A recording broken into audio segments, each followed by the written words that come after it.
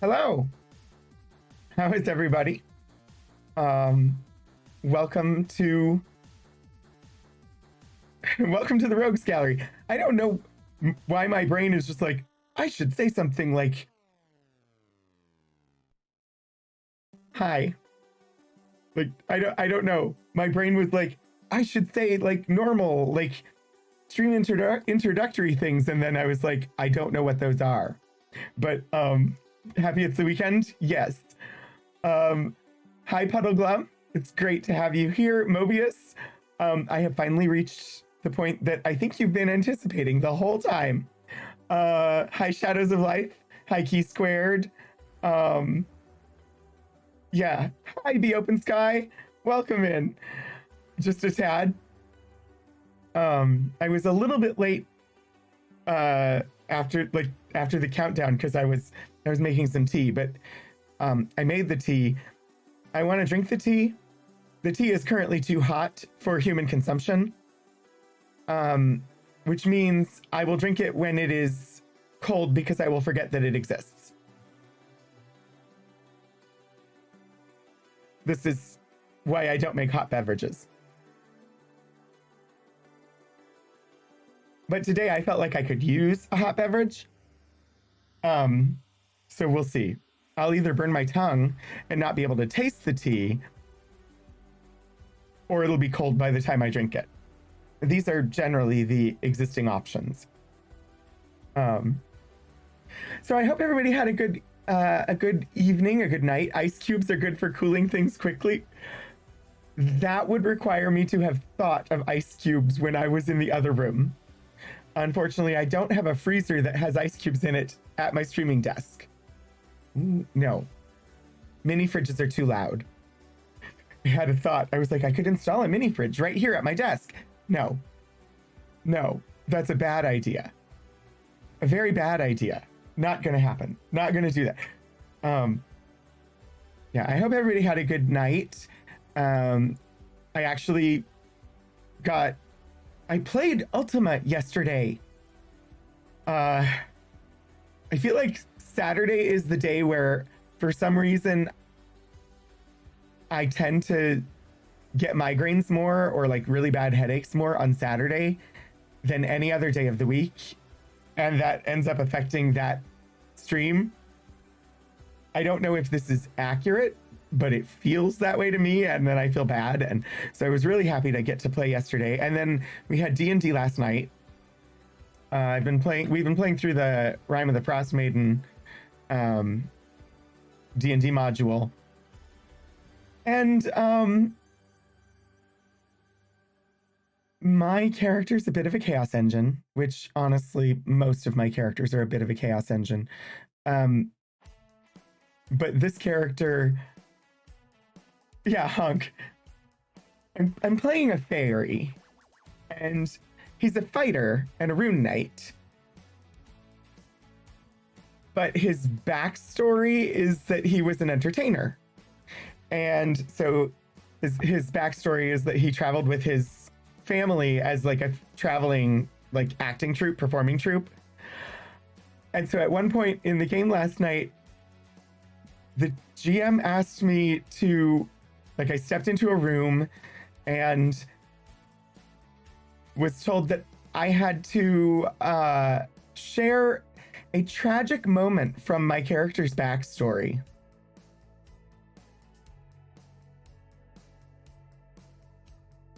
So I did, only my brain interpreted tragic moment in the context of the theater.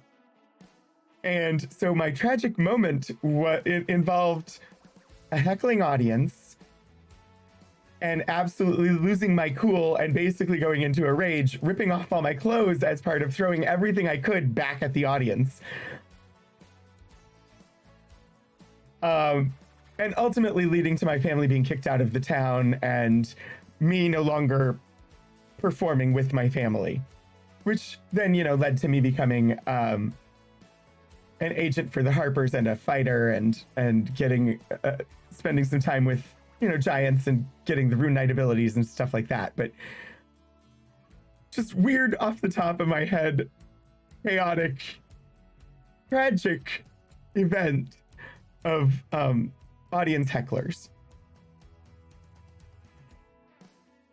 And it paid off for the rest of the stream. It was hilarious. Hi, Lord Portico. It wasn't a stream. It was just a game. But it paid off for the rest of the session and was hilarious. I also had a clutch moment. As a rune knight, I have rune abilities that I can activate. I activated all of them during a battle last night. We were fighting we ended up in a Remoraz nest. I don't know if you're aware of what they are, but they're like these weird millipede dragons. I mean, I only have 3 currently, Lord Portico. I have a fire rune, I have a hill rune, and I have a stone rune. The hill rune reduces, or it makes me resistant to certain types of damage. The fire rune does fire damage, and if they fail a check, they can be restrained by fiery shackles. I had never gotten to use, we're level 8 right now, Be Open Sky. I'd never gotten to use my stone rune at all. And last night, we were already battling with 2 Remorazes, and a greater Remoraz showed up. And so as we're fighting the 2 smaller ones, it starts coming over to join the fight and came within the range of my stone rune, and I activated the rune, and it failed its check, meaning it was immobilized. Its speed brought to 0, and it was incapacitated for 1 minute. Got a chance to save again each round on its turn. And the GM gave it a chance to save again when one of its children died, but it never broke out of the incapacitation, the charm effect. Another smaller one came and attacked me singly while the rest of the group was fighting others. And I ended up going unconscious from the kickback damage from fighting them, because when you fight them, they like hurt you every time you do a melee strike. They hurt you with fire damage. And so I ended up going unconscious at one point and shrunk back to normal size, because my character is small, but I have Giant's Might as an ability because of the Rune Knight stuff. And so I can grow to large size. And since I'm a fairy and I have wings and I have steadfastly refused to have any armor more heavy than light, I can fly. But it brought me to 0 hit points. I have an ability on my weapon that allows me to take another attack when I hit 0 hit points. It's an ability called Indomitable and allows me to make one more strike before going unconscious. That additional strike was a nat 20. And so I did a bunch of damage again, but striking again meant I took more fire damage from the creature I was attacking, 1 death save. I was 10 feet in the air when it happened, went unconscious, fell to the ground, failed 2 death saves off the bat, falling unconscious, shrunk to small, and the charm ability on the Greater Remoraz was dissipated. But the rest of the party managed to finish it off before its turn came around.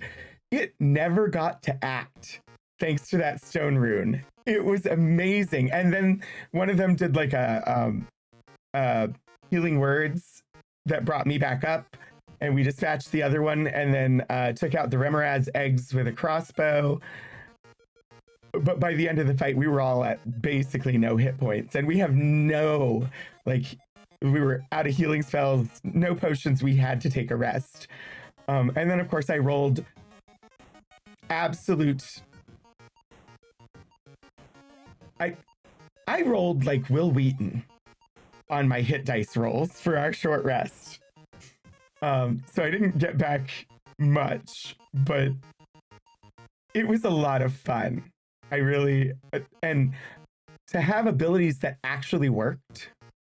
Because I roll badly generally, and I'm fine. You know, if my character had died, I would have come up with a third character.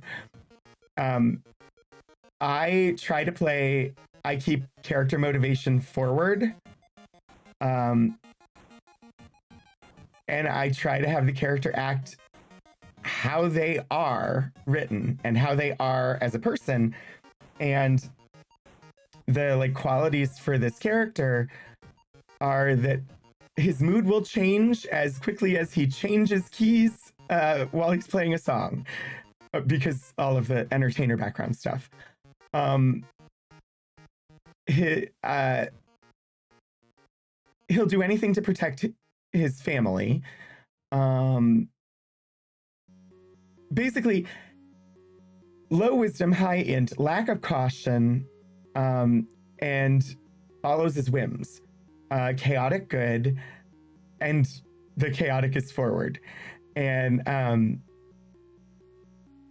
yeah, so I get into trouble a lot, and I'm fine with if my character acting in the way that my character was written.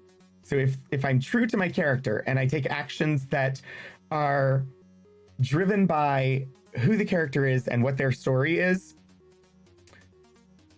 I'm okay if that gets my character killed. And because of the way we're playing it, a short rest is 8 hours, a long rest is 3 days.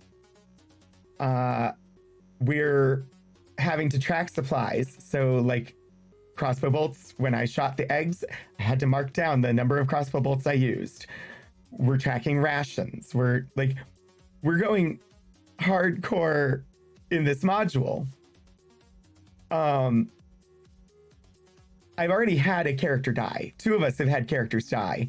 My previous character was a himbo cleric of death.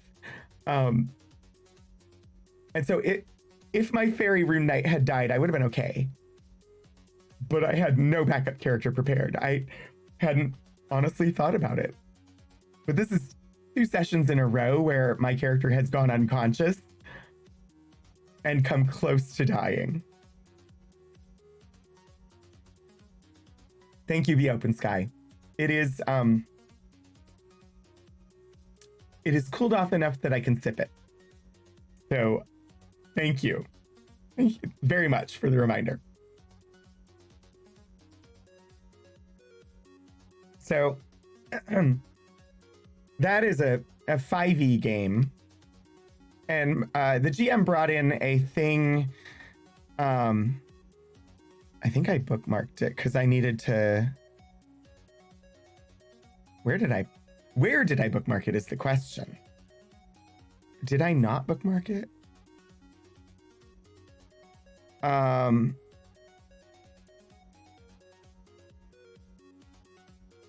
Incidentally, this GM, the first game that I played with them, so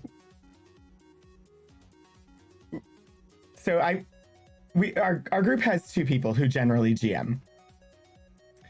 And we sort of started shortly after 5e came out as a gaming group. They all work at the library with me. And so the first GM, we were playing in a world that was the aftermath of a previous game he had GM'd as part of 3.5, where it had been an evil campaign and they had basically become gods. And so we were in the dark world that had resulted. And that was the campaign that introduced us to 5e. Then the other, when the other GM took over, we played a steampunk themed game that, now that I'm learning Pathfinder 2e and some of the lore of Pathfinder, I realize a lot of the like custom races and custom stuff that he had given us as like available to use in that game are standard in Pathfinder 2e, which I think means they probably came from 3.5 of D&D. I'm not sure. But I was like, oh, this feels really familiar when I was learning Pathfinder. So they're not afraid to bring in some outside stuff. And for this game, we have a thing. It's a weapon crafting system. I believe it's from DM's Guild called Ancestral Weapons, where you earn like spirit points over time, and you can use those to invest your weapon with special abilities. Which basically, we've all got a magic weapon, and as long as we're true to the ideals that were the reason that the spirit chose to inhabit our weapon, and don't make them mad, it'll retain its magic abilities. And so my spirit's name is Trillian, and she chose me because of my impulsive curiosity. And so I've themed the abilities that I've gained from it as protections to help me survive my impulsive curiosity.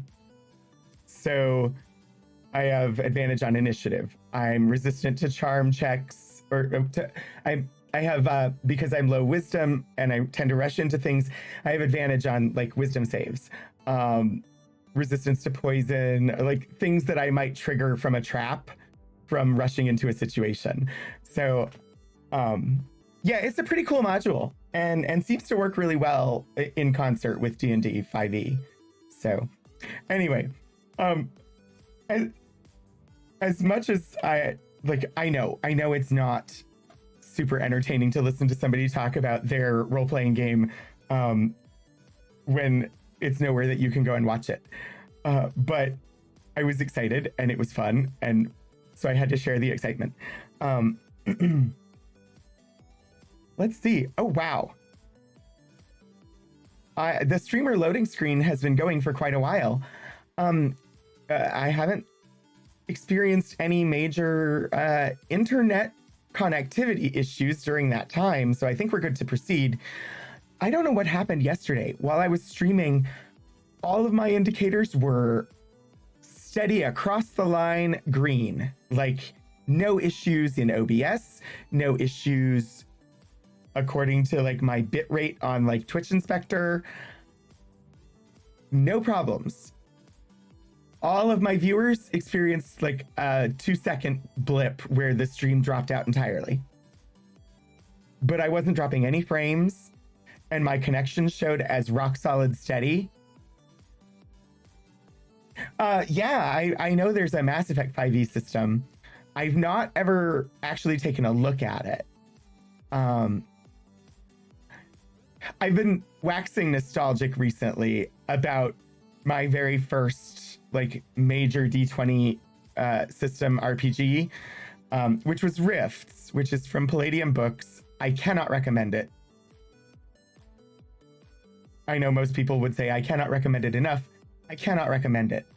I love the concept, but Kevin Ciambieta, who wrote most of the world books and like built up most of the lore of what exists in Rifts. And granted, this was in like the 90s. He wrote in a bunch of stuff that is super not great. Stuff regarding enslavement of intelligent beings. There's a lot of like racism and other bigotry baked into the lore of the world that would take a lot of revision to remove. And as far as I'm aware, there's not been a major update of that system in at least 10 years. It looks like they're releasing updated and revised world books now. I've not looked at them, so I don't know if any of that has been sort of edited out or corrected in any way.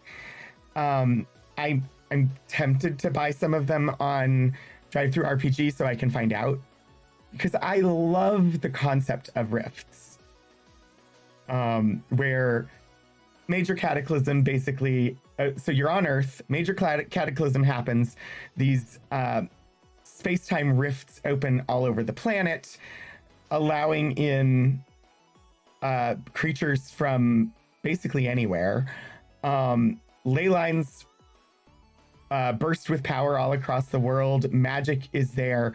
So you've got high tech and magic mixing in a world where, because of the concept of the world and because of the there's a book that tells you rules for converting things, you can basically pull any character in from any other RPG system and have them show up in your game on Earth.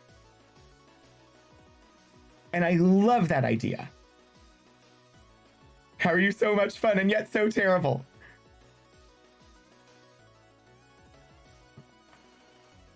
Shadows, that sounds amazing. I would love to. Playing a Krogan, that would be really fun. And I will say, Palladium. See, I need to go back and like read the books to just see exactly how terrible they are. Like, I know the Atlantis World book for Rifts, horrible. But they have other games like TMNT, Teenage Mutant Ninja Turtles, or GURPS, or things like that, that all run on the Megaversal dice system, which is a D20 system that is used by Palladium. And then there's the Palladium RPG, which is a high fantasy RPG. So they have other properties, and I just don't know how bad they are, because I was in high school and just entering college when I was really into Rifts and dialed in on that system. So I don't know how bad it is, but I'm sure it's way out of date. And I've gotten more into D&D 5e, as well as now I'm learning Pathfinder, and Cypher System's amazing. Like, there's so many great ones out there now that it's like I could have the same world. I could take the core concept of Rift and just make a game in the Cypher System to play that. Honestly, learning the lore of Golarion, the world of Pathfinder 2e, it doesn't take much extrapolation from that to basically get the core concept of Rifts. So I've had these thoughts of like, how can I make this? But then again, I get overwhelmed GMing, and I don't know if the group I regularly play with would be interested in playing a game GM'd by me after our current campaign ends. So I don't know if, like, I have these thoughts and ideas, and I'm like, I want to do this, but also I much prefer playing to GMing. But I have concepts that I want to have happen, and I want to enjoy them, and the only way I'm going to make them happen is as a GM. So there's this friction of I don't know, there's a tension of like, I want this pushing me towards GMing, and alongside this, but I like playing, and I get overwhelmed as a GM. And anyway, sorry, I was gonna switch off the streamer loading screen and I got distracted again, and it's fine. But we should probably head towards Shore Leave, because I have absolutely no idea what is coming. But Shore Leave sounds fun. I can't imagine anything will go wrong.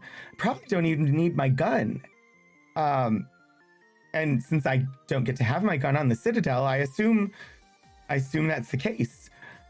So who's ready for Shore Leave? I have one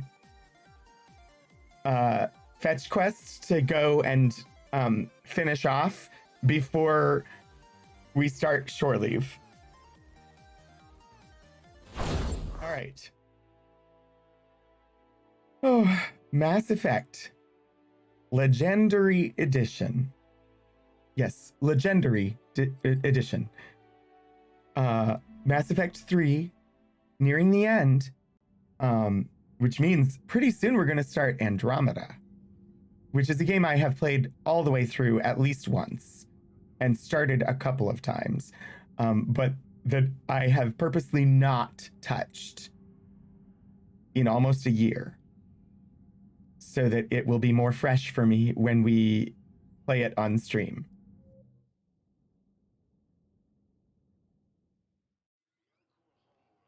All right. We're here. Nobody to talk to in the docking bay here.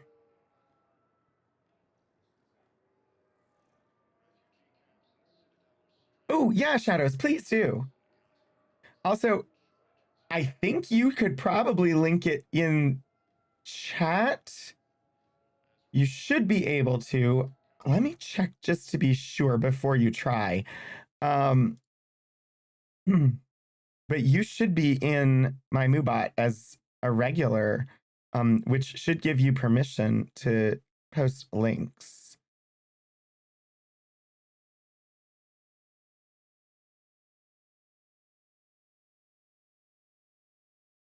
You're not, so let me add you.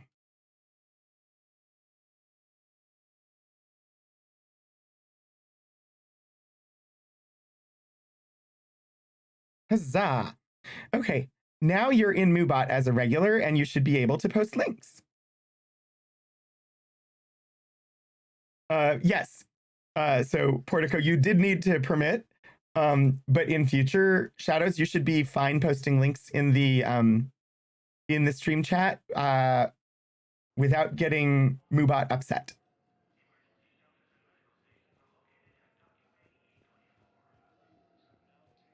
I'd like to request a transfer to a zone with Reaper, Sergeant.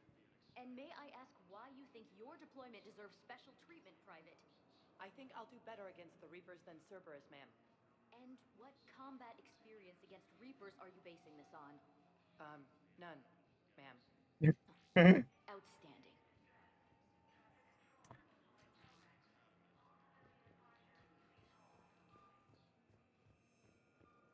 Yeah, I'm curious to see it, Shadows. I've never gone and looked for it myself. I knew it existed.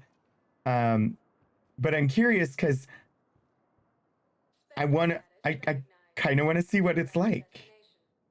I'm gonna go through and just check to see if there's anybody to talk to on each level real quick. Mainly, I'm looking to see if Caden is around. Because I feel like we haven't gotten enough chances to romance. Like, we need more dates with Caden.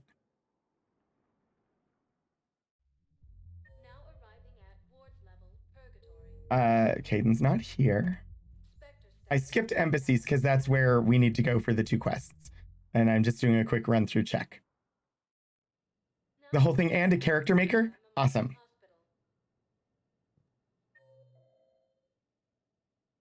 I feel like there's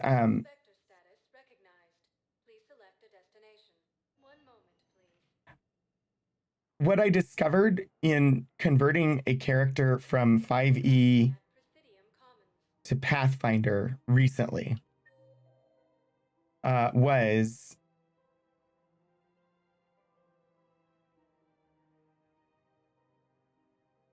hang on, my brain paused there for a second. What I discovered was the online character builders for my brain are basically essential if my references are digital. I find it extremely difficult to work on building a character based off of like a PDF of the rules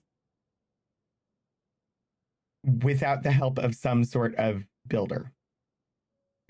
Whereas if I have a paper reference, like if I have the actual physical book, it's much easier for me to grasp the rules, flip around as I'm building the character. And so doing it offline, much easier for me if I've got paper reference. And whether I'm filling that in on a PDF or physically, like manually on a piece of paper, I just find it easier. Whereas if what I have is a digital reference, it's much more challenging for me to flip around in it and build the character. Which is why I find like things like D&D Beyond or the Demiplane character builder for Pathfinder is in closed alpha right now, so couldn't use that. But there's a thing called Path Builder 2e that was extremely helpful in building a Pathfinder character. Some of the abilities are paywalled, but it's a one-time payment of like $6. So I didn't mind paying to open that up. Officer Delk is not a name I recognize.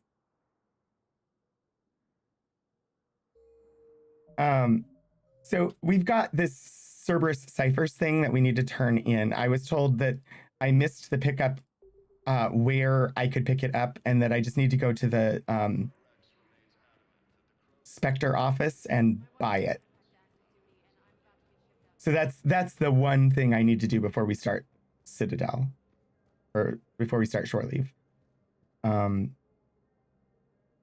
Which one is the Spectre office? It says it be to my left.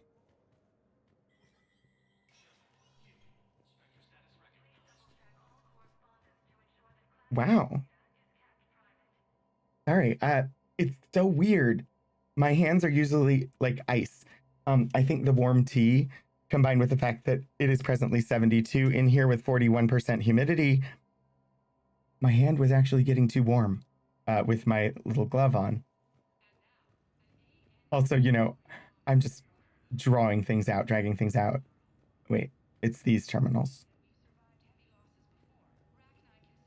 Spectre terminal.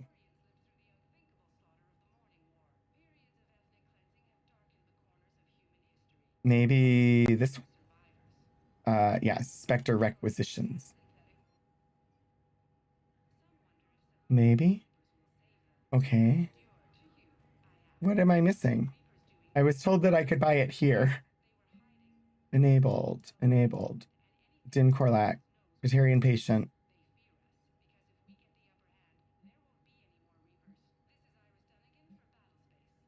Authorized. I don't see code for purchase. Where do I get the codes? You can buy it there if it is not otherwise available. Well, then, let's see. Okay, so find the ciphers and deliver them to him at the Citadel Assembly or Embassy. And that's usually the like scan a system as Reapers chase you kind of quest. So maybe I need to do a scanny thing. It's frustrating because I was hoping that would be super, super quick and that we could jump into. I mean, should still be quick. I just don't know what system. Maybe that's what I need to visit this Officer Delk at the embassy offices. Maybe that's the turn-in for it. Maybe I already got it.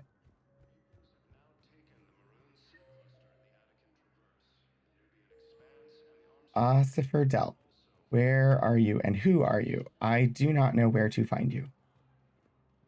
Is that you? I don't think it is. I know what I said. Divert forces to the new coordinates. Trust me. We may not be able to stop the Reapers, but I think we can. I don't know who Officer Delk is.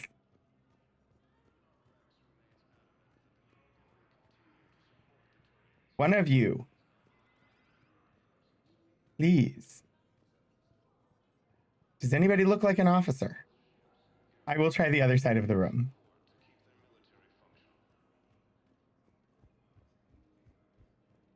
Not Avina. You? I have been really frustrated with the side quests in this game particularly. Diplomat. Where is this Officer Delk person? It says embassy offices. It says embassy offices is here. Where be this person? There's an area down the hall.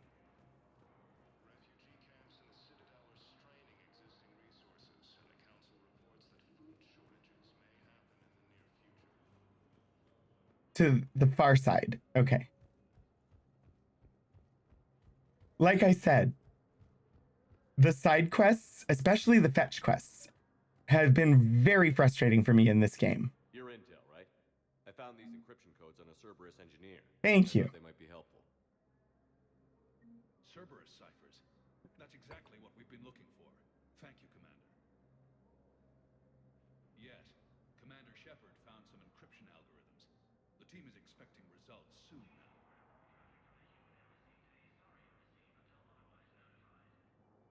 Wait, for what? Yeah, 4 on the map.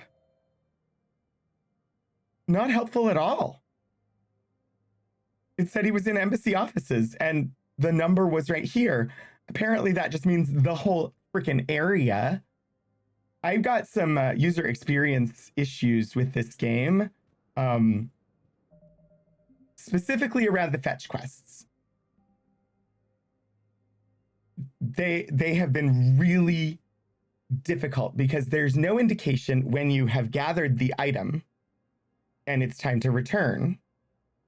There's no indication of that it's not possible to progress the quest yet because you have to move past a certain point. Like, you've received the quest, but it's locked because you can't do it yet. There's no indication of that. It's just really frustrating. I can bump them. I think we bumped game audio up for Star Trek Online, and then I bumped it back down yesterday, but I didn't remember where it used to be. And so let me know if this ends up being too loud, because I just bumped it back up to where I had it for STO. I mean, right now there's just a lot of quiet ambience. Due to the bureaucracy that your user experience complaint should have been filed 11 years ago. Yes, I mean, I agree, but at the same time, it's horrible user experience. Like, it is horrible UX design. And I'm sure it would have been too much work when they were updating for the Legendary Edition to address that. They were focused on graphics upgrades and things like that. And digging in and editing something as core to the UX probably was just out of scope for what they were working on. But as somebody who had never played the game before, coming into that and going from the first two games where it was much easier to figure out what I needed to do for side quests, and then experiencing this, and being somebody who tries to do all the side quests before touching main quest, it was quite frustrating. And had you all not been here to tell me that, oh, you can't do that one yet, or some of those will be locked until you reach a certain point in the main quest, I would have been even more frustrated. That said, it's about time for shore leave. The Normandy is due for retrofit, and the crew has earned shore leave. Bring the Normandy to the Citadel and visit Admiral Anderson's apartment. There was a UX thing with the Dragon Age Inquisitions with the ping and the mini-map. It's been a hot minute since I played Inquisition. There are a couple of UX things with Inquisition. I don't remember that one specifically, and I may have installed a user mod to get rid of it. Because I installed a couple of user mods to take care of some of the most annoying aspects of that game. So I need to visit Anderson's apartment. Yes, the war table.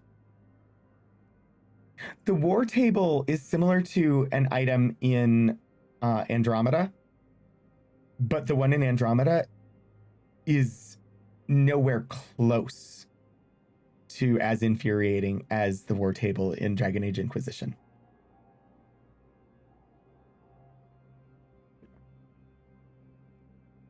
When the game came out, the things when you pinged, things didn't show on the mini-map. Oh, that would have been really frustrating. Like, basically playing Dragon Age Inquisition, every second you're just walking around through the world, you're pinging. As soon as one ping ends, you ping again. Like, it's can cause repetitive stress because you just ping constantly. Tea is gone. Thank you for helping me to drink the tea while it was still warm. All right. I'm going to throw a save in here. And we're going to go to Admiral Anderson's office. Which is office...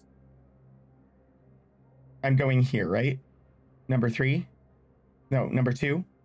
Earth Counselor's office. Honestly, I'm surprised they patched it. They did not patch half of the problems in Andromeda. It's not the Citadel Embassy. Don't go to the Citadel Embassy. Oh, wait. It's, I need to use that alternate transport system, right? Refugees from Dakuna are fleeing to the Citadel. This is me remembering how to access DLC from the Citadel. Status recognized. All right, if I go to 1 moment, please. here, I should be able to get there. Now arriving at docking bay D24. This. No? Return to Normandy. Because we're starting shortly, but just in case, don't go unprepared. Remember that F5 is your quick save option. Where possible, save while meditating in front of the fish tank at the Normandy Bay Aquarium. If the baddies get too close, tell them to F off with a melee attack. Also remember that Caden is watching you. Make good choices and use only the best armor and weapon protection before side questing. I know I can, but I thought there was a direct one so that I wouldn't have to go back to the Normandy, because if I go back to the Normandy, I'm going to have to visit fish. I have a little brother. He went off planet to try and make money, hung with a lousy crowd. A week before the Hello, release, story. my brother sent me this excited message. He'd found an organization with lots of pay, benefits. He snuck me a photo of the shiny new armor they gave him. White and yellow armor. That's why you want to go and fight the Reapers. You don't want to have the chance of accidentally killing your brother who's working for Cerberus. I understand now. Did we already know that? We might have already known that. I thought there was a... It's fine. I'm just going to do the thing. I'm going to stop. I'm going to stop wasting time. We're going to return to the Normandy. I'm going to visit the fish, and then we're going to launch Citadel. That was...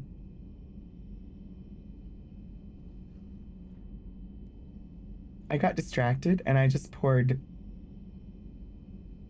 lemon lime soda on top of what used to be tea.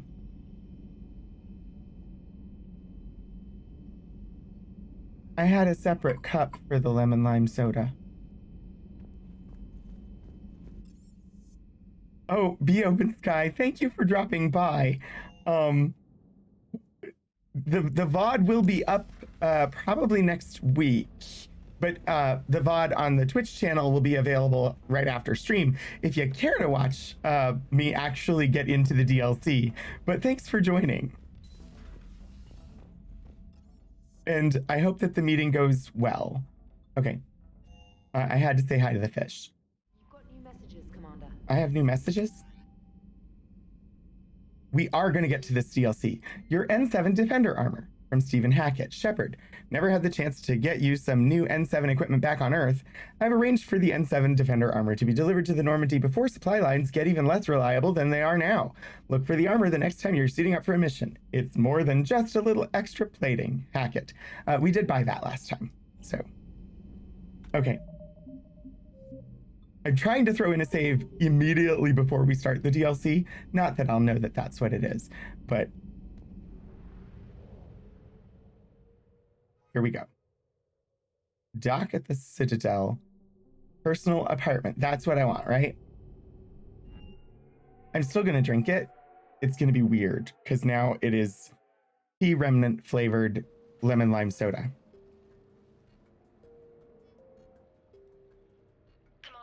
I've got Admiral Anderson on the QEC. Patching him through. Thank you, Portico. Shepard, Admiral, how are you holding up? day by day, Commander. Yeah. Hackett sent me a message about this Some apartment. self-care at the start of shore leave. Take it off my hands. Are you serious? Oh, I get the You need a apartment. place that's yours. Somewhere to recharge. Clear your head. Kaylee wanted us to settle down there. Thing is, the longer I'm on Earth, the less I want to leave. And I want as few loose ends out there as possible. Like I said, you'd be doing me a favor. Well, Sure, I can have dates with Caden here. And it'll feel less weird than on the ship. That's very generous. It's practical. We need you in the best shape possible. Rested. Focused. If you say so. Thank you. There should maybe be some strobe warning. It's yours now. I'm sure I can manage. Oh, it's nice. Hey, good. Been meaning to do that for a while. A bit too much wood paneling, but in space, I guess wood paneling makes it feel more organic and natural. Be careful out there, Anderson. You too, Shepard. Like, you don't even want credits for it? Amazing. That's really nice of him. Let's take a look at... I mean, honestly, this looks expensive. They still have a capitalist system. How much are we going to have to pay in taxes on a gift like this? You have received a new message. Notes for Anderson biography. Relationships. You never asked me about this, but my wife just called. My ex-wife. Nobody likes to talk about the toll that long months apart can have on military relationships. She wasn't military. She couldn't handle it. But it's not even about military and non-military, damn it. It's space flight. Space flight. Finding the mass relays, miracles of engineering. Human imagination rising to meet our desires. We pay a price for that curiosity, that drive. Our relationships suffer. People we love suffer. But that's reality, and it's worth the cost. I must have thought it was. I guess I still do. In the end, you just have to hope you made the right choices.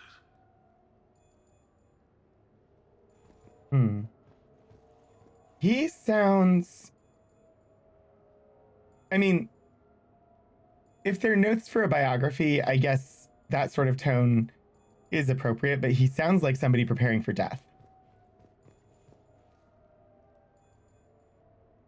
Looking at this paneling, I think it's cork, which is a very natural and very renewable substance. It looks like we have some sort of like marble flooring and cork ceiling and cork around the columns. I don't know why that matters, but that's what it looks like to me. The Normandy? A brand new ship. My ship. You don't forget that moment. The first time you're standing there. The whole crew looking to you for direction. Unforgettable. I'd led men and women before that. Seen a lot of combat already. Always managed to find my way home in one piece. Do that a few times, you begin to think you know better than the next guy. Maybe you do, I don't know. But if you're lucky, really lucky, you find yourself on a good ship, in front of a good crew. A crew you can trust with your life. Gifted. Disciplined. Brave. All of them. Eager to set sail into the endless black ocean. I still remember my XO asking what my orders were. Shepard, I said. Let's see what we can find. Oh, that's really inspirational. That's like second star to the right and straight on till morning. It really wants us to check our messages, but we were told to explore. If I check my messages, that beeping will stop, that dinging sound. But we were told to explore. This is a very odd feature. Okay, sorry, I have to do a little bit of like analysis. I love the like fireplace. The long fireplaces like that I've seen. My brother used to have one in his townhouse. Tend to be covered in glass so that you get the pretty and can control the amount of heat coming through, but you don't have direct access to the fire because it's a gas fire and the wood is for show. This one appears to be open. Very odd. But putting books directly above it, especially with it being open, is a horrible idea. those books are going to get really dried out and increase their flammability.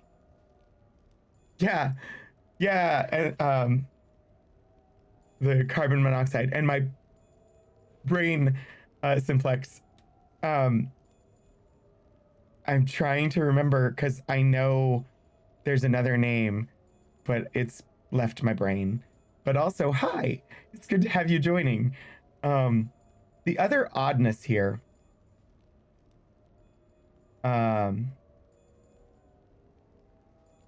it's very strange. Like, I get that they wanted a light fixture over the painting, but it's really weird to only install one and to not have a corresponding one on the other side.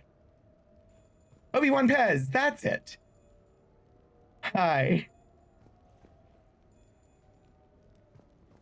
I've never inquired, and I never will, as to why the multi-names, but I try to remember that you're the same person. Yes, odd choice in general. You stream math on this channel? Can we get a shout out for the Ensimplex Pachinko? I didn't know that you streamed and that you streamed math. That's amazing. Sorry, I do not do maths well. But Tuesday nights, East Coast. Excellent. I have followed. I don't stream on Tuesdays, so I won't be able to raid, but I might be able to hop in and watch sometime. And my husband might actually be interested. He's been watching lots of maths and physics YouTubes. He was trying to teach himself calculus for a while. I don't know whether he's still on that kick, but I know he still watches the videos. So if I point him toward your channel, you might get a regular viewer.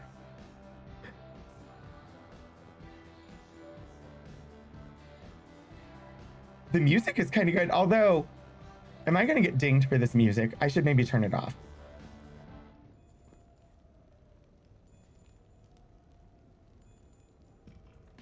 Some of the other things, music-wise in this game, I've not ever been concerned with. That one had lyrics, and I was like, oh, maybe I should turn that off. What else we got?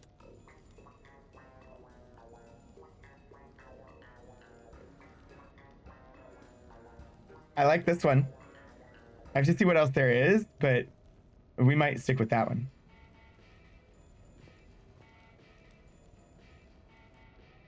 You don't think they use any music not created specifically for the game?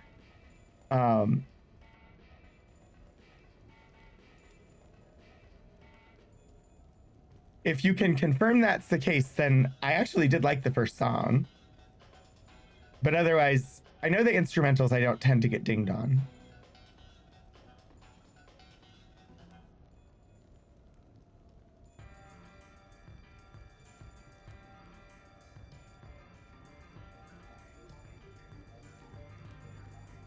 They actually have some really good, I don't think any of these are on the album. You keep getting pretzel muted. Compared the alleged tracks, none of them are the same. Yeah, I've had that happen a couple of times, specifically on my archives stream. I have a curated playlist now of that excludes some songs I really liked, but that when I use them, I get dinged and have to go in and dispute it. So I excluded them from my playlist because I have it marked to only use instrumental YouTube safe music, and YouTube is more stringent than Twitch. Embarrassing moment? I've got more of those than anyone will ever know. Only way to learn something. But if I had to pick one to share, I had just gotten promoted to N7. Full of myself, king of the castle. Found myself buying drinks for undesirables in some rundown bar in the wards. We have a whole bar. Toasted my recent promotion. Hell, they would have toasted Batarian slavers if it had got them more drinks. About the time my money ran out, my new friends turned on me. I was outnumbered. Things didn't look good. My plan to get out of there involved lots of punching. Well, that worked for a while. Then a table hit me. Or I fell down. When I came to, I saw a Solarian putting the rest of the troublemakers down. A Solarian? Moved like a damn cat, I swear. When everybody was out cold. Or running. He walked over and helped me up. N7, he asked. Yes, sir, I replied. He looked over my collection of unconscious friends, nodding. Not bad, human, he said. Then he walked away. I had met my first Spectre. Learned an important lesson that day. No matter how good you think you are, there's always somebody quicker, faster, and a hell of a lot smarter than you just around the corner.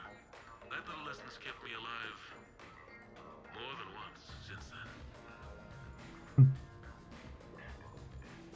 Keith David.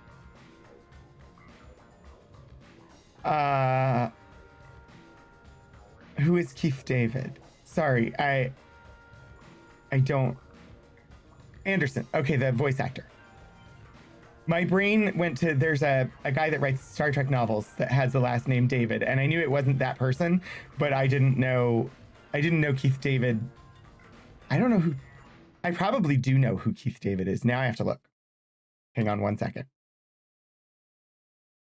Or maybe I don't. I don't know. Oh, yeah, I know who he is. I did not know his name. Yeah, he's awesome. And I hadn't connected. Usually I'm pretty good at connecting the voice with the actor. I had not done it in that case. Question, and I do want an answer on this. If I answer this ping to make the ping stop, does that prevent me from finishing the exploration? Because I haven't finished exploring the apartment, but the ding is starting to bother me.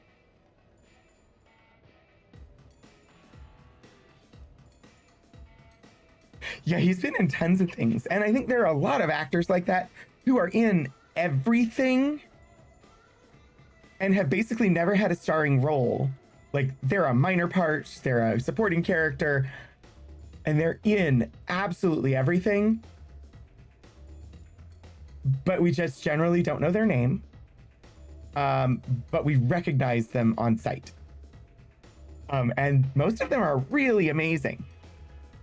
Like, okay, there's this one actress, and oh gosh, I don't know her name. We will continue. 1 second though.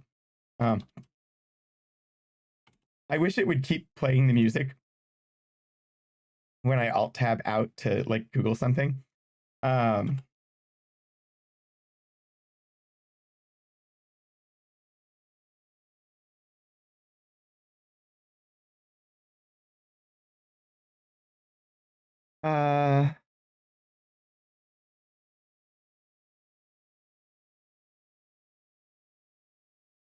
Let me see. No.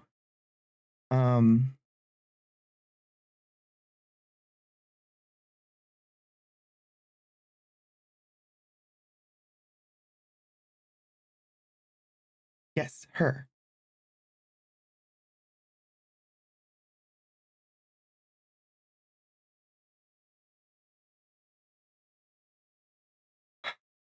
So on Grey's Anatomy, there is one role that has been in more episodes than anyone on the show. The actress's name is Kathy C, or Bok Hee. And she's an actual scrub nurse. And she just plays a scrub nurse on the show. She's there, she's had lines, she's just this extra who shows up in the ER scenes, and she's generally in scrub cap with the mask and everything, and we never focus on her as part of the story. She's been in more episodes of Grey's Anatomy than basically anybody. And she's amazing.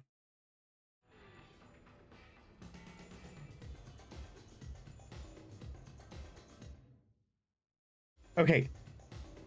Looking at the messages in the terminal will not stop apartment exploration. Thank you, Lord Portico. Probably, I don't know, but she's amazing, and she has been, like, people finally wrote, like, articles about, like, the character with, like, the longest tenure, apart from the character of Meredith Grey, is an actual scrub nurse who is just there, and she's an extra, but I love when shows do that. Like, you have the same actor recurring over and over. Next Generation did that for a while, where you had the same person at, like, the ops console on the bridge. Even though it wasn't one of the mains, you had the same person sitting in that seat for a stretch of episodes. And just helps with continuity. Dinner at Sushi Place. On me. Hey, Shepard, I've got a few things I wanted to go over with you. With the Normandy and Dry Dock, I figured we could meet up at the Ryusei Sushi Place down in the wards. I hear it's the best. Joker.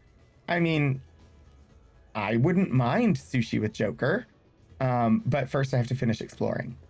And thank you for confirming that for me. I was scared that if I triggered that, it would, like, trigger something and I wouldn't be able to finish exploring the apartment. Which I definitely want to finish. You were happy when Felicia Day was hired for patient of the week on House as a college math professor. Yes, she does have a math degree, and she went to school for violin as well. I think it was violin, not viola. She's, like, a trained violinist and has a degree in math. She's amazing. Sure, I can talk about Commander Shepard. Big topic. There's been a lot written about the Commander, but most of it isn't true. People are quick to judge. They don't know the whole story. I don't even know the whole story. But I know the man. Worked with him. Fought with him. Trust him with my life. Shepard's had some rough patches. Who of us hasn't? He's been forced to fight a lot of battles alone. God only knows how he got out of some of that. Makes your head spin. Thing is, you never heard a complaint. Never once got, "No, sir, I can't do that." He never hesitated. Few people know what Shepard's been through. I'd like to think I come pretty close. And I worry sometimes he forgets. There's a whole bunch of people who lose sleep over him getting back home. Maybe it doesn't need to be said. Maybe we're too dumb to say it. Soldiers like the Commander are rare. Men like Shepard, even more rare. Most of these snippets scattered around the apartment are him talking about us, and they seem to have a message. Which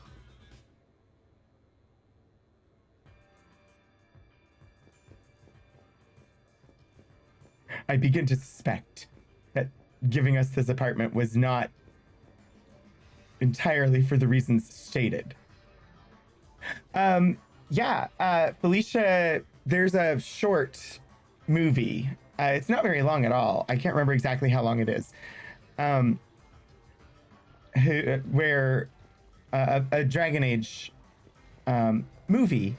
It's got Felicia in it. Eric is actually in it. Eric Campbell is in it as an like a extra in a scene.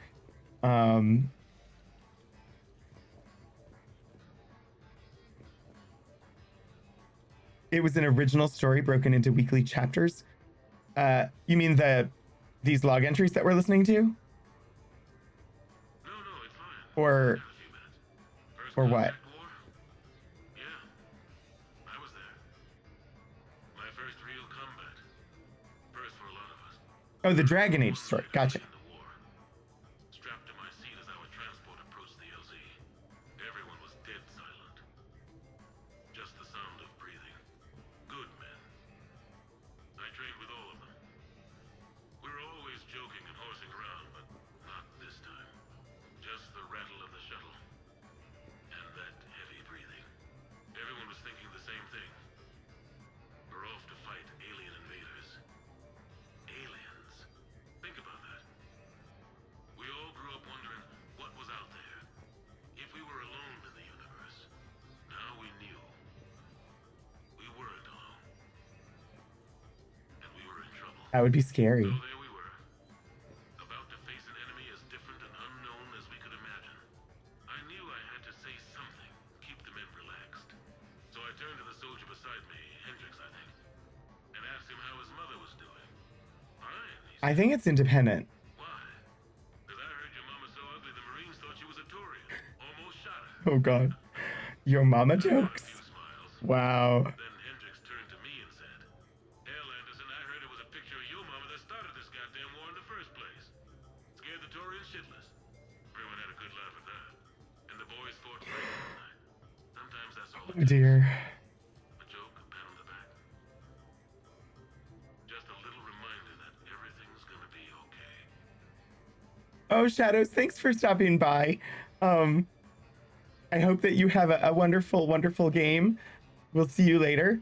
Also, hello, VOD Shadows. Welcome. But yeah, Obi-Wan, I believe it was independent because it's available. I have it on iTunes. I bought it through like Apple, and it's in my library for Apple, like movies and TV shows and stuff. A few months ago, I had a chance to sit down with one of Earth's most decorated soldiers, Admiral David Anderson. Move over here and watch. Enough to answer my questions and talk about his career. Today, the Admiral is on Earth, leading the defense of our home against the Reapers. We have no communication with him or any soldiers on Earth, but we can't forget what they're doing for us. Tonight's show is dedicated to all of the soldiers out there, fighting and dying to keep us safe. Admiral Anderson, today marks the 30th anniversary of the There's no video. program. Can you describe your first day of training in this now famous program? The Interplanetary Combatives Training Program is all business from day one. How so? We're given basic gear, then separated and stranded on an asteroid with no nav data. The test ends when the last person runs out of oxygen. Sounds daunting.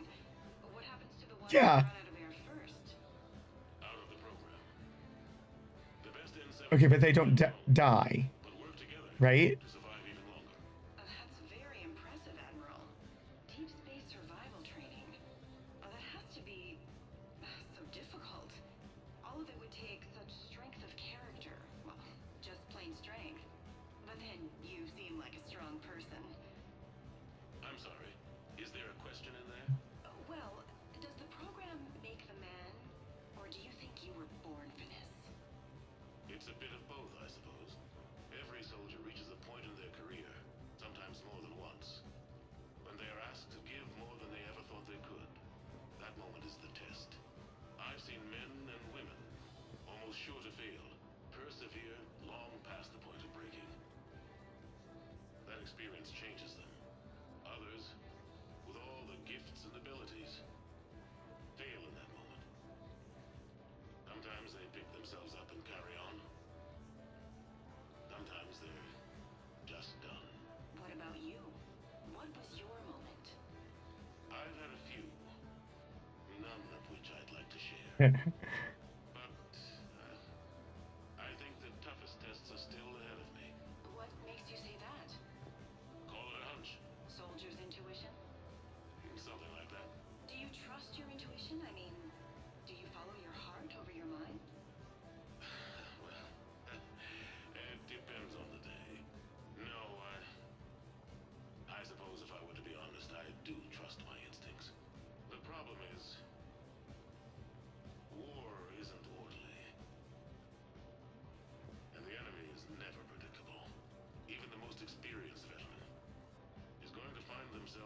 situations they haven't trained for. In those instances, and there's more than I'd like to admit, your instincts are the only thing keeping you alive. That, and the men and women you're fighting beside. But soldiers are only as good as their leader, isn't that true? Yeah. A good leader can make an okay squad great. A bad leader, well, war tends to make examples of them. What makes a good leader then? A good leader is someone who values the life of his men over the success of the mission, but understands that sometimes the cost of failing a mission That's is higher than the cost of losing those men. That's a terrible line to have to walk. Yes, it is. that's the captain's test in Thing. Star Trek. Thank you for your time, Admiral. Thank you. The remainder of this interview was to take a more personal look at Admiral Anderson's life. It wasn't finished when the Reapers invaded. We can only hope that the Admiral and the soldiers under his command survive to tell us the rest of their stories. I'm Kalisa Al-Jalani. Thank you for watching. I don't understand why that was like a video broadcast, because there was no video. But essentially, that is the captain's test in Star Trek.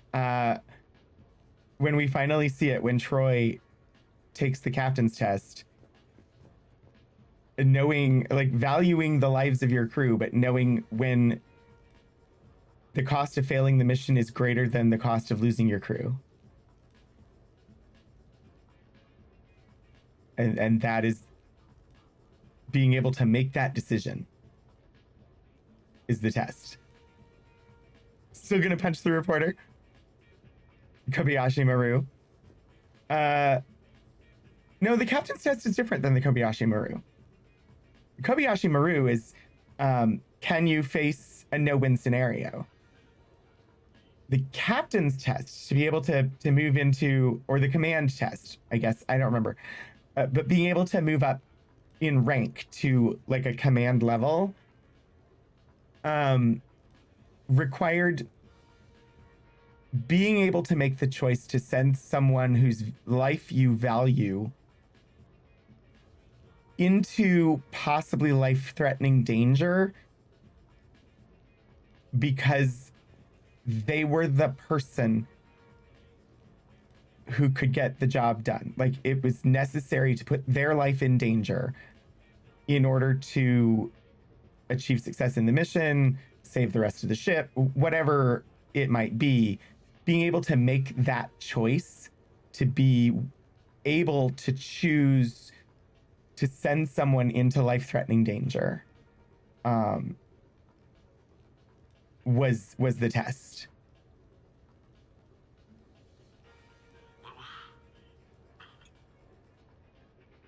What was I talking about? Early days, right? People ask why I joined the military. Everyone talks about honor and duty, sure. But that's never the whole truth. It's 100 little things that add up to commitment. I joined because of a dog. Yeah, a dog. This patchy, mean son of a bitch that used to bark at me every day on my way to school. He'd snarl and I'd start running. Scared the hell out of me. I was just a kid. I remember being in a bad mood one morning. Angry, I can't recall why. When that dog started in on me, I snapped. Started barking right back. We both kept at it until we had nothing left.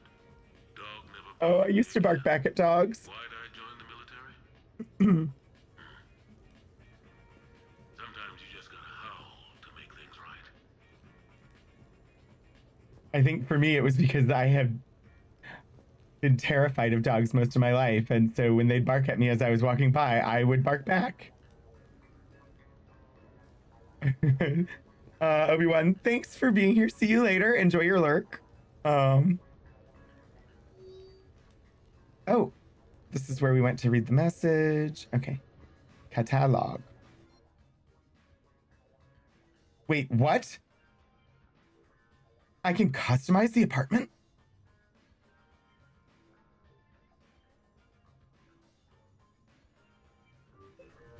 I have no idea what I just did. I placed a standard vanity. Oh.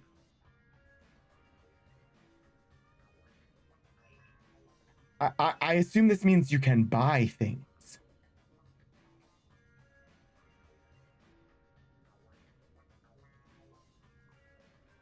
I mean, I think standard is probably already what's in place, right? And I have nothing else. So you get more unlocks as it goes on? What? When do we move, not that this matters. When do we move out Anderson's belongings and get our own in here? Oh my gosh. What's upstairs? And we've got centralized music controls? Wow. Like who designed this place for him? And how did he afford gigantic canvases and sculptures? This place is rich. Seriously, how much in taxes do we owe on this gift?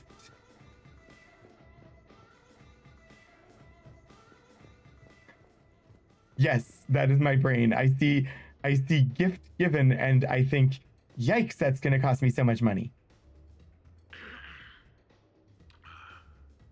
Okay, so Tombstone data. Admiral David Edward Anderson. Not sure why anybody would be interested, but thanks for asking. Is it pronounced gift or gift? I was born in Oh, Puddleglum, ouch. June 8th, 2137. London. The last of three He does children not sound like a Londoner. Paul Anderson. A nurse and a flight mechanic, respectively. But that's a little dry. Someone's gonna spice this up, right? Never been much for the spotlight. Anyway, where was I? It was a second marriage for my parents. They were almost 50 by the time they had me. My mother worked shifts, so my father would often take me to the base. While he worked, I watched transport ships and fighters take off. Worked his whole life around space travel, my father. But he never left Earth. Not for a day. He was a good man. But that's just a side note. Don't put that in. Like, how much can go on a freaking tombstone? Yes, I need to take that. I hope this is what you're after. I'll get to the more interesting N7 stuff next time. I suppose if it's a digital tombstone, you can put as much on it as you want. It could be the whole freaking biography. The Turians.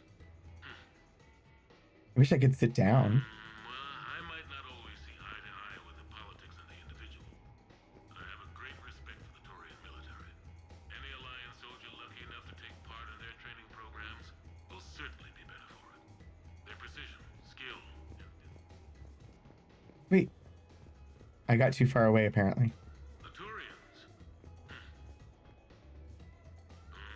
Well, I might not always see eye to eye with the politics of the individual, but I have a great respect for the Turian military. Any Alliance soldier lucky enough to take part in their training programs will certainly be better for it. Their precision, skill, and discipline come together in a way that's second to none. Not that I'm faulting our own people or training. It's just that after fighting Turians in the First Contact War, years later, I had the opportunity to observe and train on Palaven. It was a turning point for me. And I would encourage any soldier to try it. It's a unique experience to put yourself in the squad of a Turian commander. My commander was an uncompromising bastard named Bartox Oryx. If you can find him, just ask how the platoon I commanded was trounced in his strategy game. Humbling. But I've used what I learned that day many times. The xenophobes will have their say. But I think it's vital that we do more of this kind of cross-species training. There you go. And if you do find General Oryx, let me know. I owe him money. Wow, this is like, I don't know, it's so much Anderson specific information, and it really like humanizes him in a way that he hadn't been in the game previously.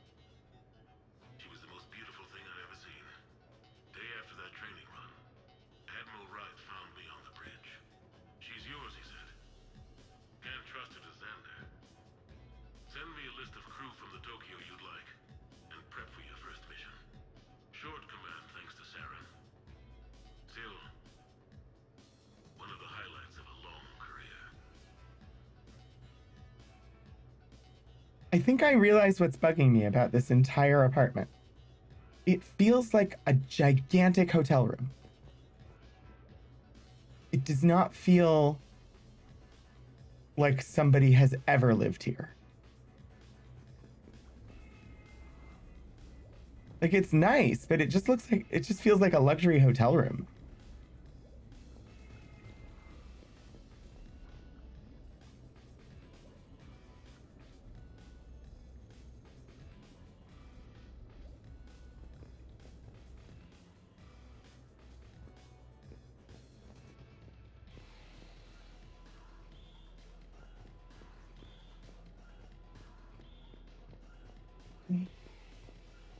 We have a guest bedroom too?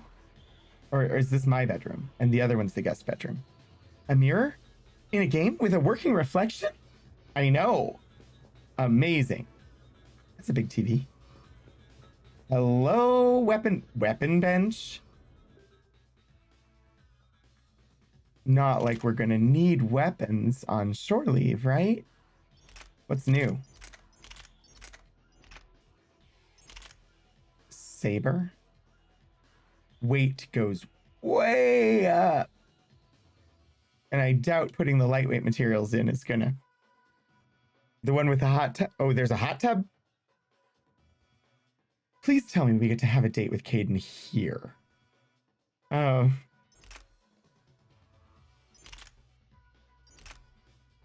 Yeah, there's no way that this gets light enough to be useful.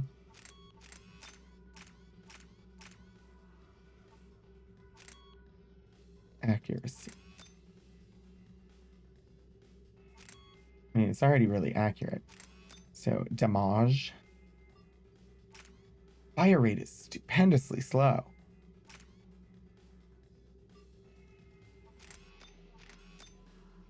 Which we don't have anything to adjust. So, capacity would be good. Let's see. Yeah, no. No, that is no. Look at the power recharge speed. Ain't happening. 121% power recharge speed. That. What's the new one here? The Locust. Shoot. I don't know what I had. I guess I had the Shuriken. Yeah. I should pay attention to that. I have the M4 Shuriken presently. Let's see if the Locust is better than the Shuriken if I install mod. It definitely needs a damage boost.